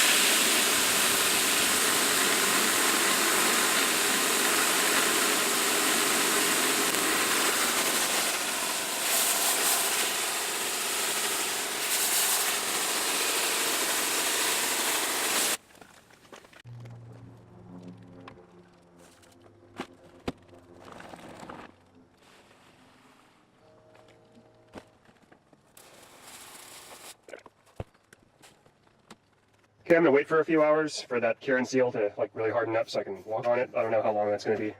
And then I'm gonna cut the joints. Okay. Day one's concrete. I just hosed it down. Well, I didn't hose over here because I didn't want to get my tools wet, but I just hosed it down. Day one's concrete is like spotty looking. Day two's concrete, that was too wet. Day two's concrete was too wet as well, and it's like spotty slash cracky looking. Day three's concrete. You know, I swear this changed significantly in the last 30 seconds. Or 1 minute, I guess. Could be that the sealing compound is reacting with, is like keeping the water from soaking in better and worse in certain places. Because the sealing compound was, the cure and seal was, had been opened about a year ago, and just the dregs were left in the bucket, really. So maybe it's just a weird sealing compound thing, but boy, it sure looked freaking hideous when I put the hose to it. And then the cure and seal from yesterday foamed up on the most recent pour, so I didn't really hose that off as much. Hopefully it looks better in a week or something. Supposedly the cure and seal is supposed to last like a month. And that's when people put a legit sealer on. So maybe these artifacts will last for a month. Yeah, those visual artifacts were because A, there was water on it, and B, there was that cure and seal stuff on there. Those artifacts are not there when it rains nowadays. And the thing about the standard seal coat versus the cure and seal coat, the cure and seal you stick on immediately afterward. It helps reduce or pretty much eliminate water escaping from the slab to the air and then drying out the surface and stopping the curing process of the surface. It's particularly useful in warm and dry weather, like during summer times. A standard seal coat helps with that as well. The standard seal coat that you add, 31 days or whatever after curing, after it's like, quote, fully cured, unquote. And that is mainly for oils and like contaminants that would mess up your concrete. And some people seal their concrete regularly to keep it like in super nice condition, but most people don't seal their concrete. The sealer makes the concrete slab look wet, and it sure does look nice when people keep their concrete well maintained. I'm putting the hose to it and like putting a lot of water down in the dirt, because even though there's cure and seal on it, I don't know, maybe it'll dry out. So drying out's bad. You don't want it to dry out, otherwise it'll, like, in a fairly short order, stop hardening significantly, and there's some other side effects, but you want to keep moisture available for the concrete to soak up. So you want to keep the area around the concrete moist for like at least a month, and preferably until like wintertime, to keep some moisture around for it. This occurred when I spun my shoe on top of the surface when I was putting the seal coat on. So that's just another reason to use this, to get a good high volume sprayer to spray on the seal coat. That shoe twisting mark was from one day after pouring. 3 days in, though, I was digging some dirt, putting the shovel into this rocky ground, and I mean, this may have been the scrape, but my shoe like slipped, and I was putting a fair amount of pressure on the ground there, and didn't cause like appreciable damage. So after 3 days, the surface was pretty good for like rough foot traffic, but one day, obviously, not good for even like not super light foot traffic. Curing speed determined by 5-sack mix, no accelerant, and approximately 90-degree Fahrenheit daytime peak temperature, with lows into the 60s. It would have been better with like rocks and stuff. I'm going to end up having to keep filling it in so that there's no large bump here, for instance, in this area. So I'm going to keep a shovel nearby.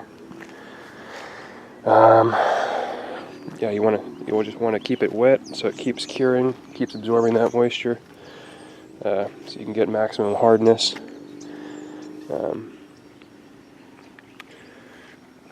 The visual artifacts you saw on the surface are at least a lot harder to see at this point. I really don't know if that's going to go away or not as the curing compound dissipates. Yeah, those marks did go away. Reminder, that curing compound was opened and used most of about a year ago. So yeah, and the results of not wiping up the mortar are still very apparent. Don't know how long that'll last. So you probably want to bucket with some water and a rag. That, or take the time to protect against, like put a plastic thing over it, I guess. Me, I just hate construction in general. Hopefully your morale is better than mine. I also have a housemate, and kind of feeling really guilty about not having a driveway that the housemate can park in, so I was kind of in an extra hurry to do this driveway. So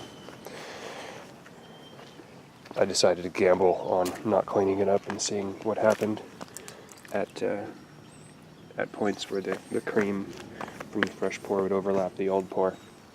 And the results are pretty telling. I mean, it's pretty obvious, at least for now. I mean, maybe 30 years down the line or something, won't be noticeable. But I sure as hell won't be here to see it. So it's doable. It's clean. The slopes are adequate. There's a little tiny bit of puddling right there if it rains, and certainly along here there's some puddling, but it's not bad in my opinion.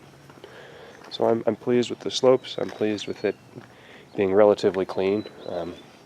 I guess as clean as you can be with having a muddy driveway. So yeah, people could park here and plug in their vacuum and wash their car and do it at night. So this project is done. Took a month and a quarter, not including the excavation period, which was basically a completely separate time. There were other projects I had to do at that time that kept me from working on this place. Yep, hope you've found it interesting. Maybe some more close-up shots of the bad parts.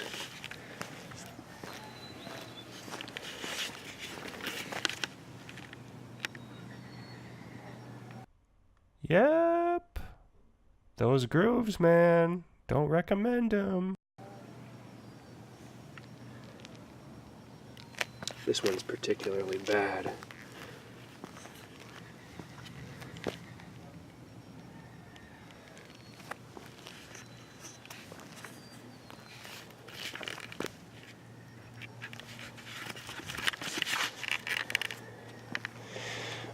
It was difficult finishing this at night, despite having the light over there. The illumination over here is like 15 lux, or 1.5 foot candles. It's pretty damn dim. So it was hard to see what I was doing.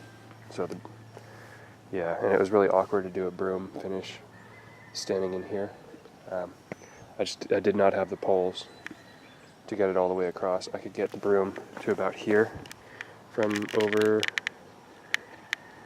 there, but it's as far as I could get. So I decided to just try to do the whole thing from on this side. So glad I'm done editing video. Oh my god. Yeah, if I really wanted to release that last form board, then I'd have to come in here with a grinder because I could not pry it up. And the sledgehammer wasn't making much headway either, which is a good sign. So ask any questions you want in the comments section, and hopefully we can get a decent information resource for curious onlookers who are ambitious.